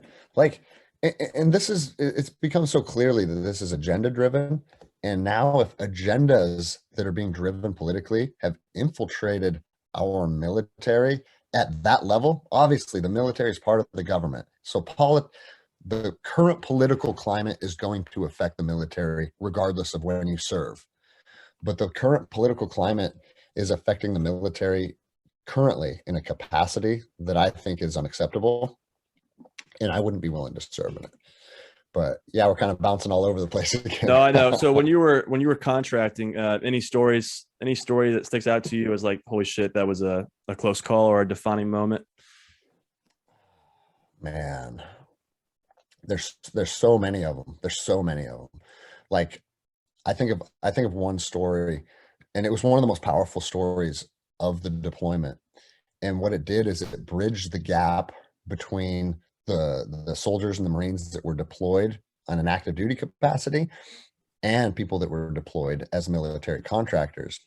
Because, if you're a E8 or you're a fucking O4 or whatever, and you're trying to control some battle space, and you got these fucking former spec op guys with beards driving armored Mercedes around, just doing whatever they want, it's like they kind of thought we were cowboys. Right. And so I remember we arrived on a venue, and it was downtown Ramadi, Iraq. Huge gun battle going on between the Marines. It was 2-4 that was deployed at that time, and Al Qaeda in Iraq, because they had just been pushed out of Fallujah, and Ramadi was the hotbed. And so I got up on this rooftop, and I had an AR-10 with the fucking like a nice Leupold scope, and I was just observing my battle space. I was just taking it in, seeing what I could see. And what I noticed was there was a car. It was a black BMW, and it was moving from the south side of Route Michigan to the north side. And then I could watch it through intermittently between buildings, like its direction of travel. And the Marines were in contact on the north side. And this car got close to where the Marines were in contact, and it would stop, and I could see them offload some stuff, like throw some boxes out of the trunk. Then it would immediately do a racetrack and do that same cycle. And it did it like 2 times in a row. And I was like, okay, if you're bringing some type of goods to people that are in contact, I have to believe that this is some type of ammo resupply, right? Like, what are they Right. doing here? Right. And they'd pull back around and they'd park out front of this house. And this was like 600-700 meters away from us. And a crowd of women would surround the car. And then these men would load some stuff in, but you couldn't observe what it was because the women were obscuring your view. And I was up on the rooftop with my team leader, and I said, the next time this car gets in our fucking clear field of fire, we're going to engage it with the machine gun, and we're going to fucking kill everybody in it. And he's like, yeah, roger that. So it tries to cross Route Michigan again, and that's like a pretty open sector, and we fucking annihilate that car. And there was 4 dudes in it, and I think we killed 3, and then 1 was wounded. But dude, when we lit this car up, an active duty Marine Corps first sergeant storms on the rooftop. And he's like, "What the fuck are you doing?" And it's like, first of all, I don't fucking answer to you, right? You don't have authority over me. You may talk to your Marines like that. And we didn't get into all that, right? I just looked at him, and I even addressed him by his rank. I don't have to address him by his rank. I'm a fucking civilian, right? And I said, "First sergeant, listen." He goes, "I have fucking Marines overwatching that sector right now. They didn't call anything in. What the fuck are you guys doing?" I said, "You have Marines overwatching that sector that have been on this rooftop for 48 hours straight. Okay. My team has been up here for 1 hour. We are a fresh set of eyes. We are a rested set of eyes. Before you want to fucking get into a pissing match with us, do a BDA on that car. Let us know what you find." And a BDA is a battle damage assessment. So they kicked a squad out, and they popped the trunk, and it was loaded with RPGs. Jeez. And they came back and they told us, they're like, "Hey, man, thank you guys." Like That same guy that you talked to the yeah, first time? yeah, they were there. They told us, they're like, "Hey, we just kicked that squad out. We did our BDA. You were right.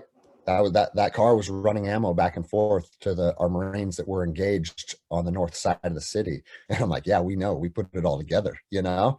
But that's a good lesson, because just because you're somewhere, you're doing something, you're engaged, somebody else with a slightly fresh set of eyes or a different perspective, or maybe a different skill set, they can be right in the same battle space as you, and they can pick up on things that you may have missed. Yeah. That doesn't make you any better or any worse. It was a new, fresh set of eyes, new perspective. Was there a respect from there on out?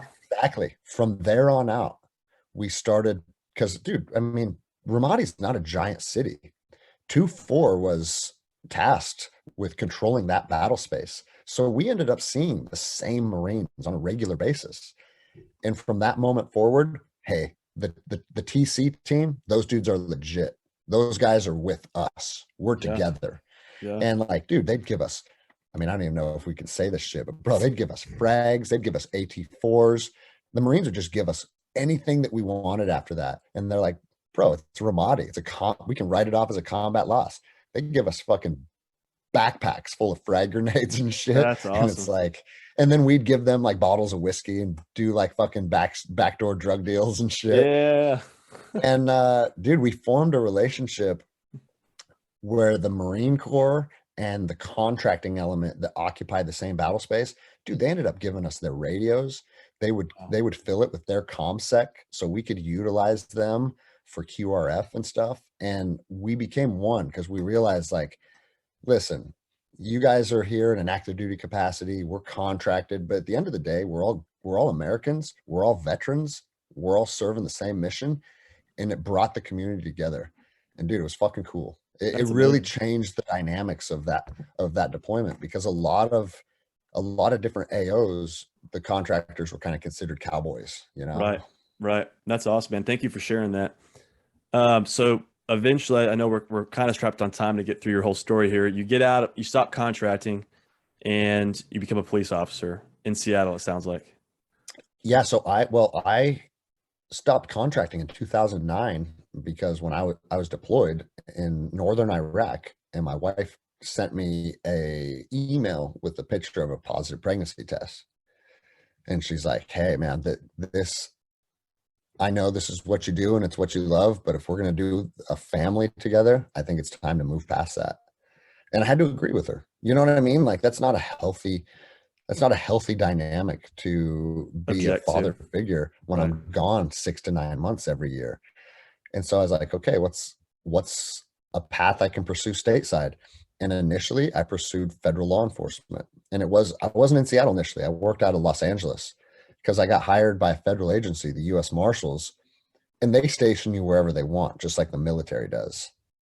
So I got stationed in Los Angeles, and I was with the U.S. Marshals for 5 years. And it just was never what I thought it was going to be. Coming from a high-speed military unit and then serving with a contractor team of a bunch of high-speed dudes, I was expecting to find some of that or some of that like camaraderie, some of that discipline, some of that strong leadership that I saw with those different units in my past, Right. it just wasn't there. And I mean, we could do a whole nother show on what I didn't enjoy about the Marshal Service. But at the end of the day, I was a go-to deputy. I was part of the special response team. I was serving the high risk warrants. I was doing the cool stuff, but the cool stuff was 5% of your day. Yeah. 95% of the stuff was doing prisoner transports, taking them to their medical appointments, producing them for their court appearances. And I wasn't satisfied with the job. But that's life, right? A lot of people aren't satisfied with their job.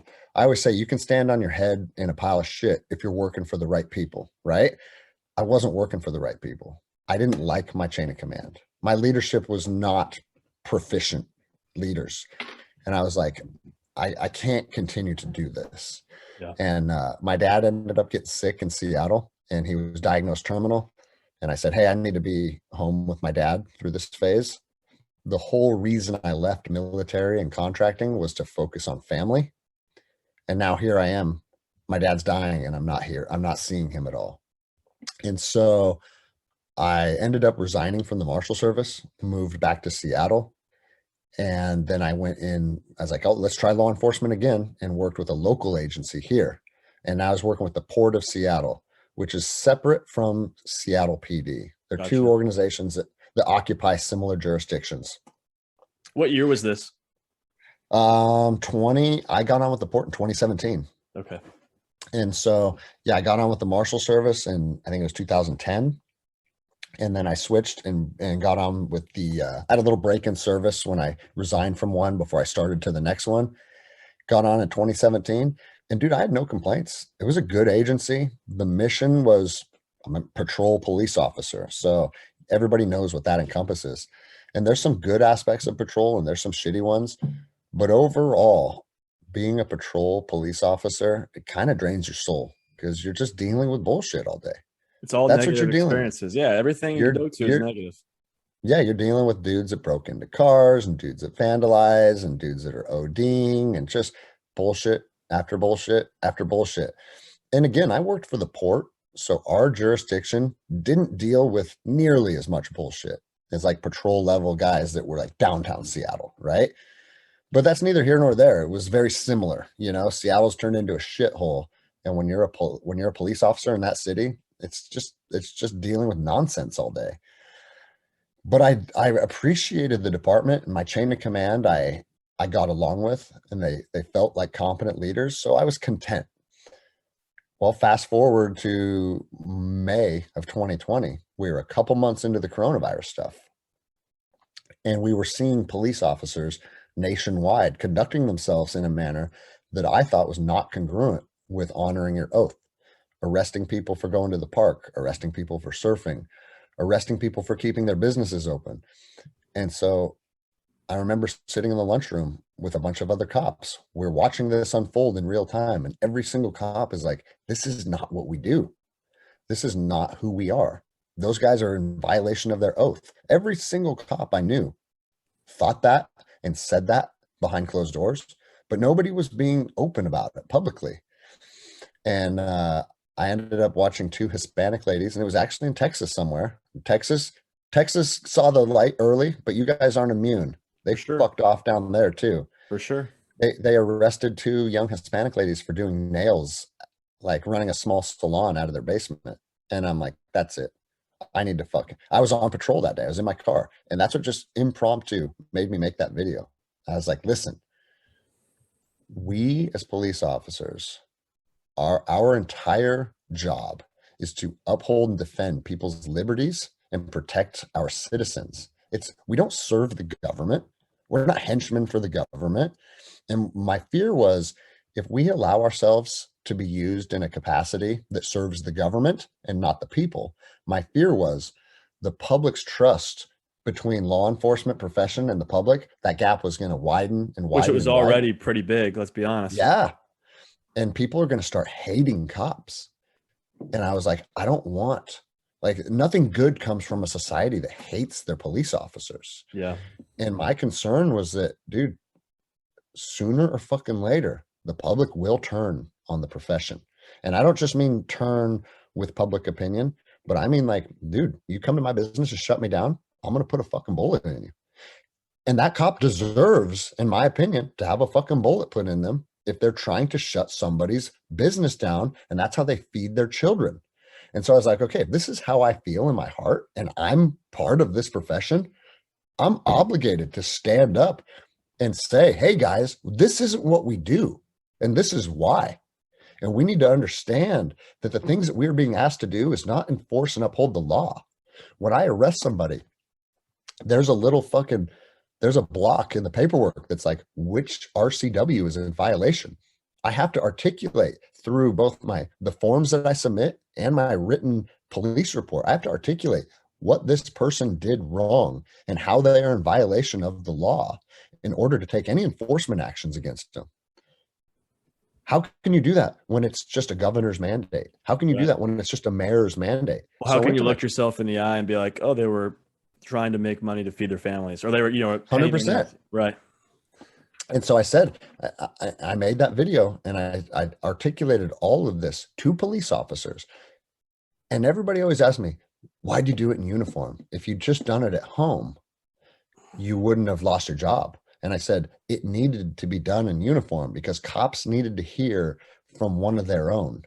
Yeah, it wouldn't have the same effect. Yeah, exactly. No, it had to be done in uniform because that showed, hey, I'm one of you guys. This is us together. And dude, my commander got a hold of me a couple hours later, as soon as the video started going viral. And he's like, hey, powerful message. We have your back 100%. And I was like, yeah, cool. Of course you should have my back. Why wouldn't you? It's the truth. I was literally a police officer saying we need to put people's constitutional rights and prioritize those and prioritize their liberties over government edicts. Yeah. And then he called, same commander got a hold of me a few hours later. And he's like, Greg, I've been directed to tell you to pull the video down. I said, what are you talking about? 3 hours ago, it was good. And now it's not. And he goes, it just broke 400,000 views and we're getting some heat and you got to pull it. I said, well, I literally said in the video, standing up for what's right may cost you your job. And if it does, so be it. Because our paychecks do not supersede or take priority over American citizens' constitutional rights. Yeah. And I said, so if you want to fire me for saying that publicly, you want to fire me for saying that people's constitutional rights should be our police officers' priority, then do it. And he's like, Greg, come on, be serious, man. Don't do this. Because I was well respected in that agency. Everybody, I got along with everybody. And he's like, please don't do this. Come on. And then he's like, it's already been ripped and shared on Twitter and YouTube and all these different platforms. He goes, were you expecting it to go viral like it did? Fuck no, man. I don't know. Bro, if you look at my Instagram, I made videos often talking about shit, Yeah. I was just sharing my perspective.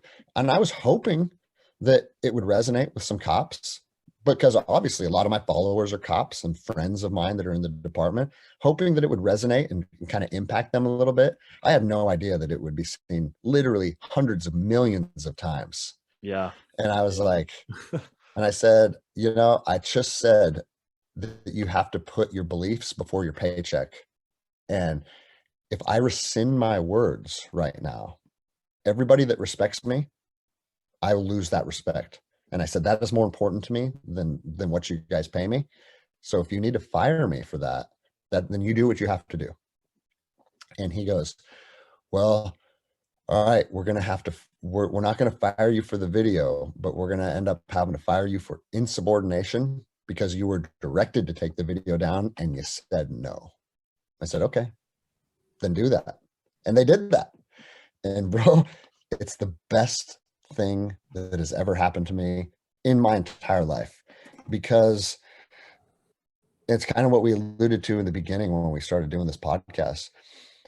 The universe will give you, and I don't know if you're a man of faith or if you believe in spirituality, but this path has made me kind of grow spiritually, because if you what I've found in life is if you stand up for what you believe to be true and your actions are congruent with how you feel in your heart, the universe will give back to you. Yeah, And manifest goodness, and it'll come yeah, back. I manifested my own goodness by taking a stand of what I believe to be morally courageous at the time. And I've never been in a better place physically, emotionally, spiritually. I told you, as soon as we did that, my gym grew by 500%. I Like gotta my ask. gym. I Yeah, gotta go ask ahead. you this: how pissed was your wife when you were like, "Hey, I'm not taking it down. I'm out of here." Bro, we were actually in the Starbucks drive-through line in our Forerunner when I picked up the call because I'd got off patrol, Yeah. I was off shift when that call came through. And she the phone, she could hear the conversation, and she looked at me. She knows me. She was with me through many deployments. Yeah. And she's like, "What are we going to do?" And I said, "You know what I'm going to do. I don't have a choice." And she goes, "Okay." That's She's amazing. like, she goes, "This isn't the first time that," because like when I left the Marshal Service, it was the same thing. Everyone's like, you're a GS-11 US Marshal. That's one of the hardest positions to get. You can't walk away from this. You're crazy. I said, "I'm walking away from it and I'm opening a jiu-jitsu academy because I don't like the people that I work for. And I can't give the next 20 years of my life to something that I don't believe in my heart." So I walked away from the Marshal Service, and that was stressful as shit too, because here we are making a good paycheck, the best benefits that are available. We have small children, and I walked away because it didn't feel good. It didn't feel right in my heart to pursue that career anymore. And so she's like, we've been here before, and I know you'll make it work. So you have That's my amazing. support." That's Dude, my awesome, wife's man. fucking rad. We Yeah, don't she have sounds any rad. of that. We don't have any of that bullshit in our relationship where it's like, "Oh, you don't want to upset the wife, happy life," all that shit. It's Yeah, like, yeah. That's no, amazing. you know what makes a happy life is two people that are willing to walk an arduous path together and support each other and know that you guys are going to do what you need to do together to win, succeed. And she's been an integral part of helping our small business thrive. Like she's the one behind the scenes that makes my jiu-jitsu academy work. I'm a really good coach. I have really good jiu-jitsu, and I can teach jiu-jitsu well. That's my gift to the academy. Everything else, memberships, advertisements, t-shirt releases, Day to like day. selling all the merch and the apparel from our academy, like managing the memberships, that in itself is a full-time job. Yeah. And so like, yeah, together we have been killing it. And I always bring this up on podcasts, and I'm always careful to say, like, I'm not saying this to boast or beat my chest, but when our academy grew by 500%, I am now making 3 to 4 times as much money through something that I am extremely passionate about than I ever made as a police officer. Yeah. And the reason that I say that to people is because it's like people say, "Oh, well, money's not everything. And if you do something you love, you never work a day in your life." And that's true to a certain extent. But when you have 3 kids that you need to feed and you have school tuition, because I pulled them from public school when all the Oh, bullshit, nice. Yeah. and you have braces and you need to pay for your mortgage. It's like saying that money isn't everything is a cool little meme you can make, but it is everything in Yeah, our life's fucking society expensive. And it's because like, exactly, yeah, life with 3 kids is expensive. And if you can't provide your family, if you can't provide for your family financially in the way that they deserve to be provided for, you're failing as a man. So being able to take something that I'm passionate about and not only start a gym and create what we created, but have it finally be a financially viable business as well. It's been one of the most rewarding aspects of my life. And the reason I always bring this up is because a lot of people in America are chasing a retirement, they're chasing a pension. Hey, I got 12 years on with this agency and I get to retire at 25 years. So I'm not happy. I don't like this. Patrol is fucking this, patrol is fucking that. And I look at people and I say, "Dude, you realize that that's over a decade away. think about giving a decade of your life to something that you no longer believe in for the mere fact of collecting a paycheck. There's more opportunity out in our country, and there's more routes that you can take as a man that will provide for you while simultaneously like feeding your soul and, Right. and doing something that you're proud of and something that makes you feel like you're contributing to your community in a manner that's greater than sitting in a patrol car every day dealing with bullshit. It's People purposeful. have to know. Yeah, people have to know. And I don't say that all cops should quit, because some people like the job. But I'll tell you this, I've yet to meet the person that's been doing it for more than 10 years that still likes the job. I think being a patrol officer is a young man's job or a young woman's job. You go out there, you want to run and gun, you want to be the hero, you want to fucking respond to all these calls, you want to do good shit, but it burns you out. And I think that people should, if you want to be a cop, you should have an understanding that I think the timeline for that profession should be about a decade. Then it's time to move on and do something else. And I think it's a healthy perspective, because what in life should you just commit 60 or 40 years to? You know what I Right. mean? Right. It's crazy. Yeah. It's crazy. When you put it that way, that makes a lot of sense. And I say the same thing about marriages too. Like, and it's not a popular thing to say. And me and my wife are great. And we've had some crazy ups and downs because that's what marriage is. But in our society, what do we say? Till death do you part. You're going to go marry this person, and you're going to be with that person until you die. And don't you think a marriage should be until we're not we're Healthy. until we're better off being apart? You know, you may arrive at a point in your relationship where being no longer being together serves both of you in a better capacity. Maybe you've grown apart. Maybe some things have happened that have made you guys have some type of negativity between you guys, or resentment. Like, the death do you part thing is weird. We need, and the reason I bring that up is it's very similar to chasing retirement. Hey, I don't like where I'm at in life, but I'm just going to push through. I'm going to stay on the grind at any and all costs. And what you find in our society is you stay married to the same person, you stay committed to the same boss, you're miserable for however many decades, you retire. Congratulations, you're 65. Now you get a decade of life to go do the things you wanted to do, and then you die. It's like, Yeah, it's depressing. how It's did we, like, bro, how the fuck did we arrive there, right? How the right. fuck did that become our reality? Well, it's by choices. It's by Yeah. choices, and it's people, and it takes courage, right, to break the mold and do the to break the norm that most people do. But I'm telling you, when you break that mold and you stand on your own 2 feet, there's nothing as rewarding. There's nothing that you can do that's going to make you feel more accomplished and more proud of who you are. And Yeah. so I've been screaming this from the mountaintops of my podcast. I talk about this a lot because they want you to be controlled by fear. That's what the system wants. I think the last 20 months has painted a clear picture that if you live in fear and you do what you're told and you're a good little worker bee and you go do what the government needs you to do, then one day you get to retirement and it's all good, right? But living in that consistent state of fear, you never get to fully become who you were supposed to be.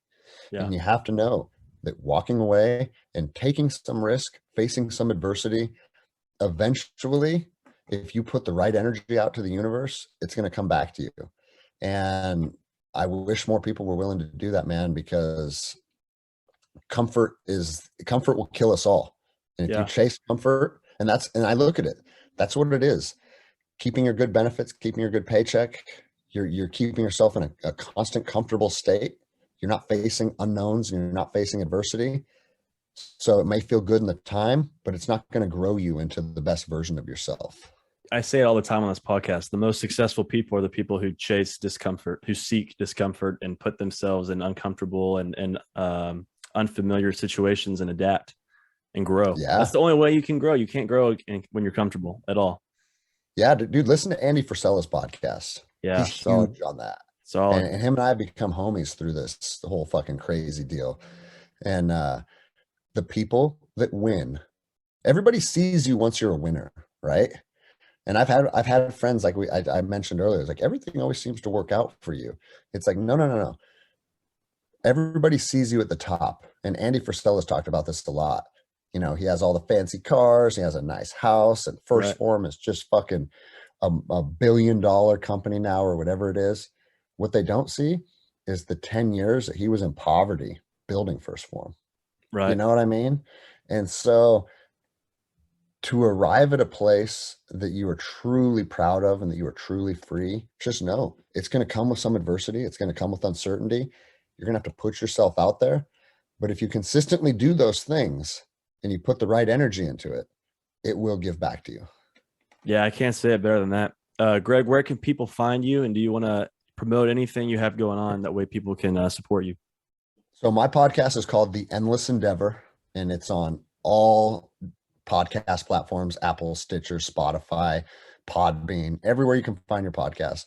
We have a YouTube as well that I go back and forth being in and out of YouTube jail because they don't like my content sometimes. Yeah. So if you look me up on YouTube and I'm not there, just know it's hit and miss on YouTube. And then on Instagram, that's where I interact. That's my only social media that I interact with people on. And that is at GR Anderson 33. And so, yeah, if you want to put any of that stuff in the show notes so people can find me, like I'll link it I'm everywhere. okay, cool. I'm enjoying this new journey of both being a small business owner, but also podcasting has become a very big part of my life. I've been consistent. I put out one episode a week on Thursdays. And what I find is sitting down and connecting with people that I probably never would have otherwise, just like we did right now. I Absolutely. didn't even know who you are, and we have talked for 2 hours now. I think it's a lost art. I think people are not communicating with people on a personal level. And I always say this, if my episodes get 0 downloads, I would still do the podcast because it is rewarding for me as an individual person. And Exactly. so, I get so yeah, much out of it. And if one person gets something out of it, then that's great. But I would still do the same thing because I mean, you learn about yourself, you learn about other people. And again, I can't thank you enough for taking the time to do this.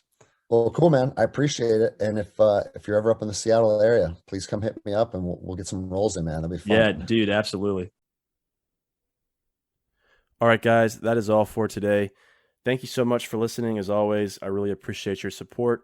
I'm trying to get this podcast spread to more people. And if you can, please just do me a favor and share this episode with one person in your life. Tell them to check it out, give it a try, and see if they like it. That will really help me. I want to grow this thing organically. I don't want to pay for a bunch of advertising. And that's my goal for 2022 is to just grow my audience. So if you can do that for me, I would appreciate it. Do me a favor and follow Greg Anderson on Instagram. It's at GRAnderson33. Support everything that he's got going on, including his podcast, which is Endless Endeavor Podcast. It's found anywhere podcasts are found, Apple Music, Spotify, Google, you name it, he's on there. This will probably be the last podcast I do for 2021, but I have a lot planned for 2022, and I'm looking forward to it.